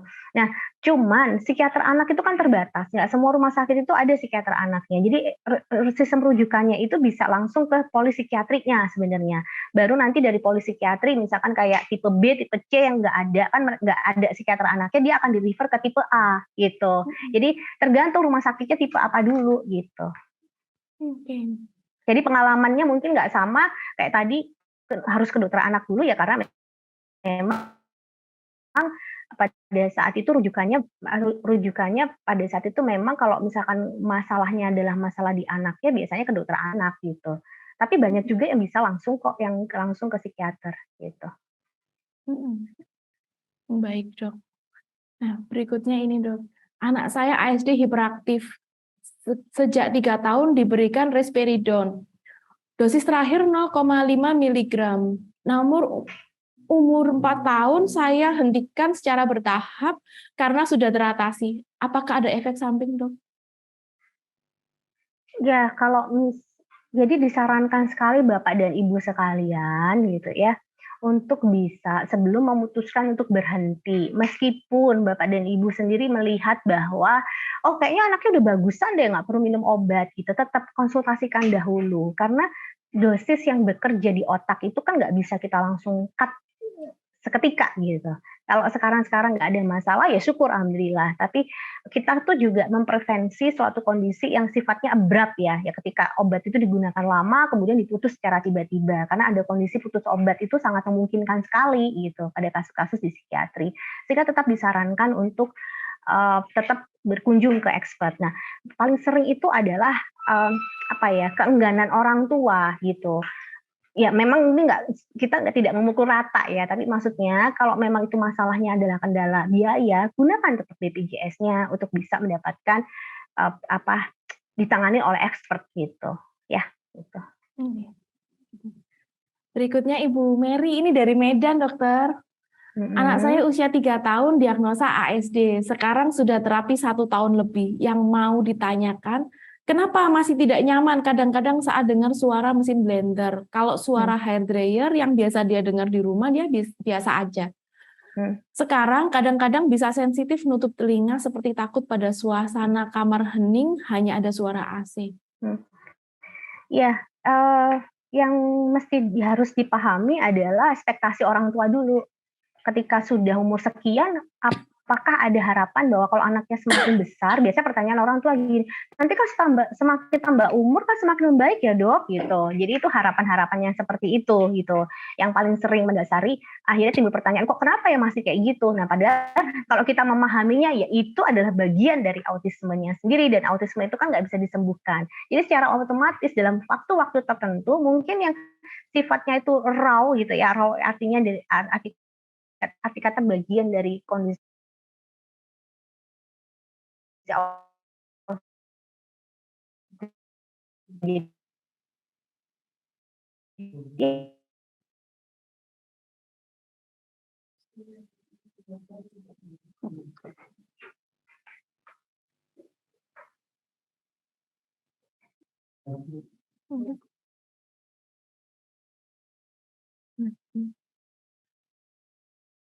Sempat terputus tadi ya dok?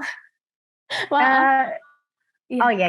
Saya pikir saya yang putus. Gimana? Enggak tadi sempat putus sebentar koneksinya. Mohon maaf. Oke, dokter baik, berikutnya ini Ibu Sofa. Dokter, jadi sebenarnya untuk penegakan diagnosis ini, bagaimana peranan dokter anak, psikiater anak, psikolog anak, bahkan pernah dengar ada neurologis anak. Bagaimana dokter? Ya, kalau dokter anak itu menangani kasus fisik ya, terutama seperti contohnya kasus tumbuh kembang anak gitu. Neurologi anak dia spesifik lagi untuk menangani kasus-kasus yang berkaitan dengan syaraf. Nanti untuk psikolog anak mempelajari emosi perilaku yang bisa ditangani oleh teman psikolog anak untuk masalah-masalah emosi perilaku yang tidak berat, yang tidak membutuhkan intervensi obat, bisa dibantu oleh teman-teman dari psikolog anak.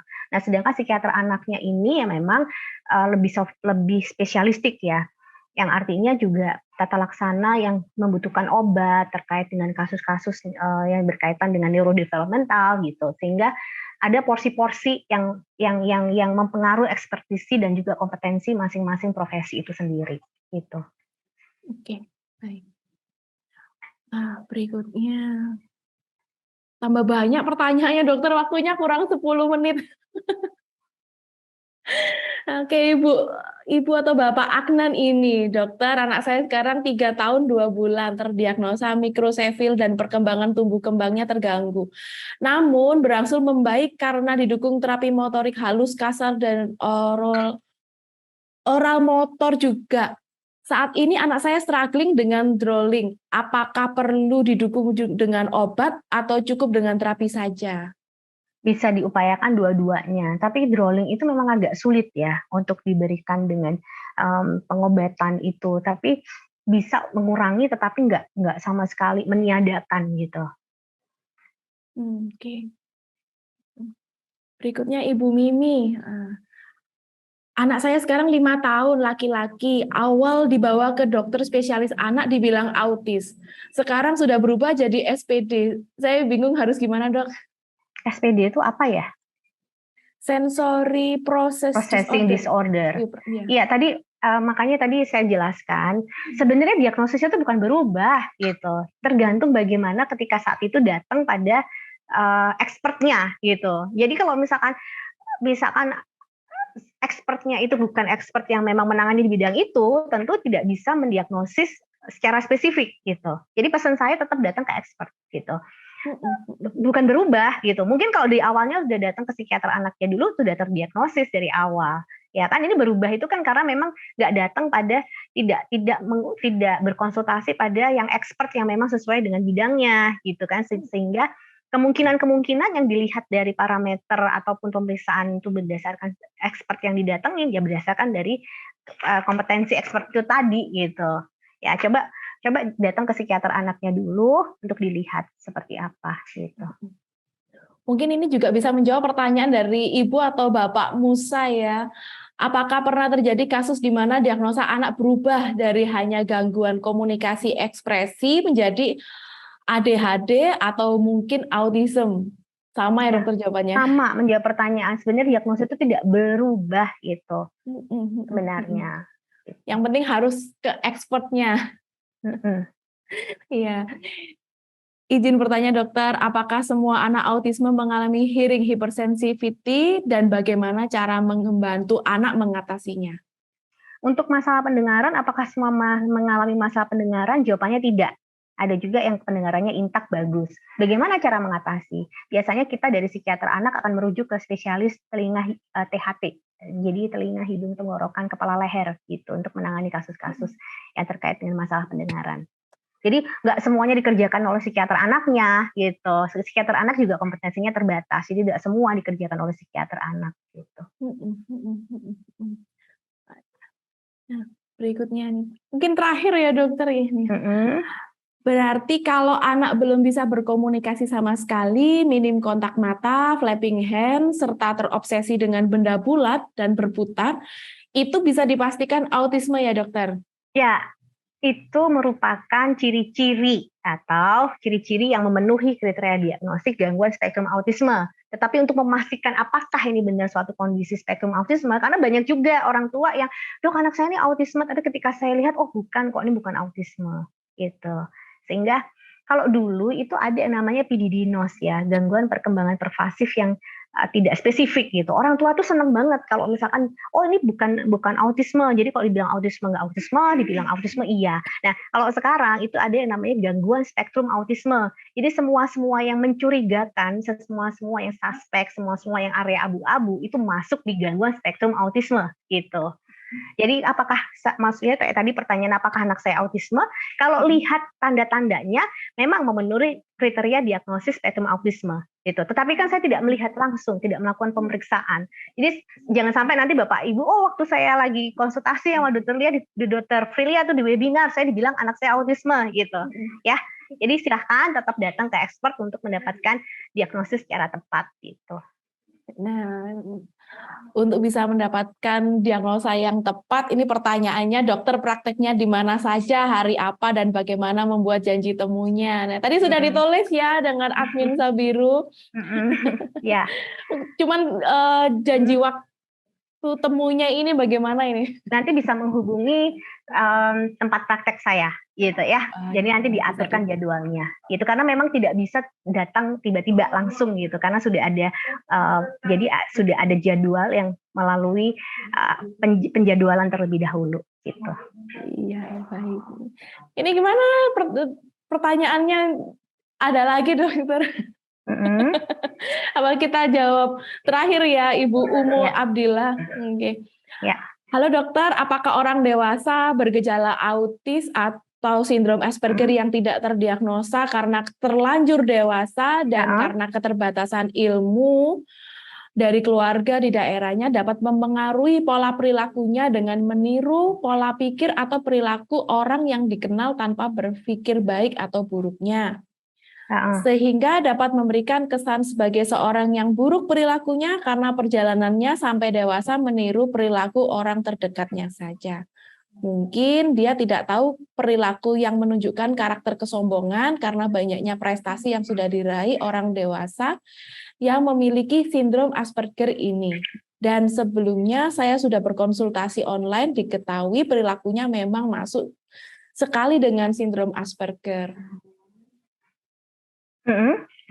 Jadi Pertanyaannya, Pertanyaannya, ini pertanyaan atau curhat ini? Nggak ada ya, pertanyaannya, dokter. oke.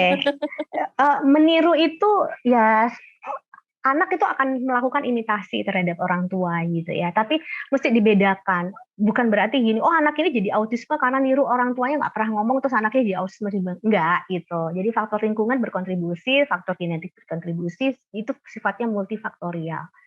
Nah, seperti itu.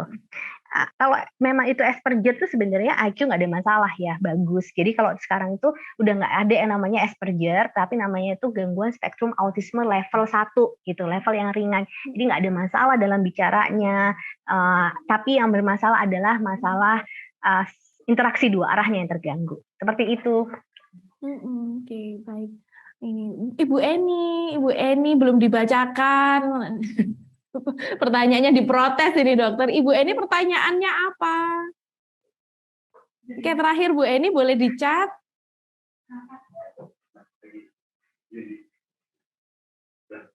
Sambil saya cari apa ya pertanyaannya.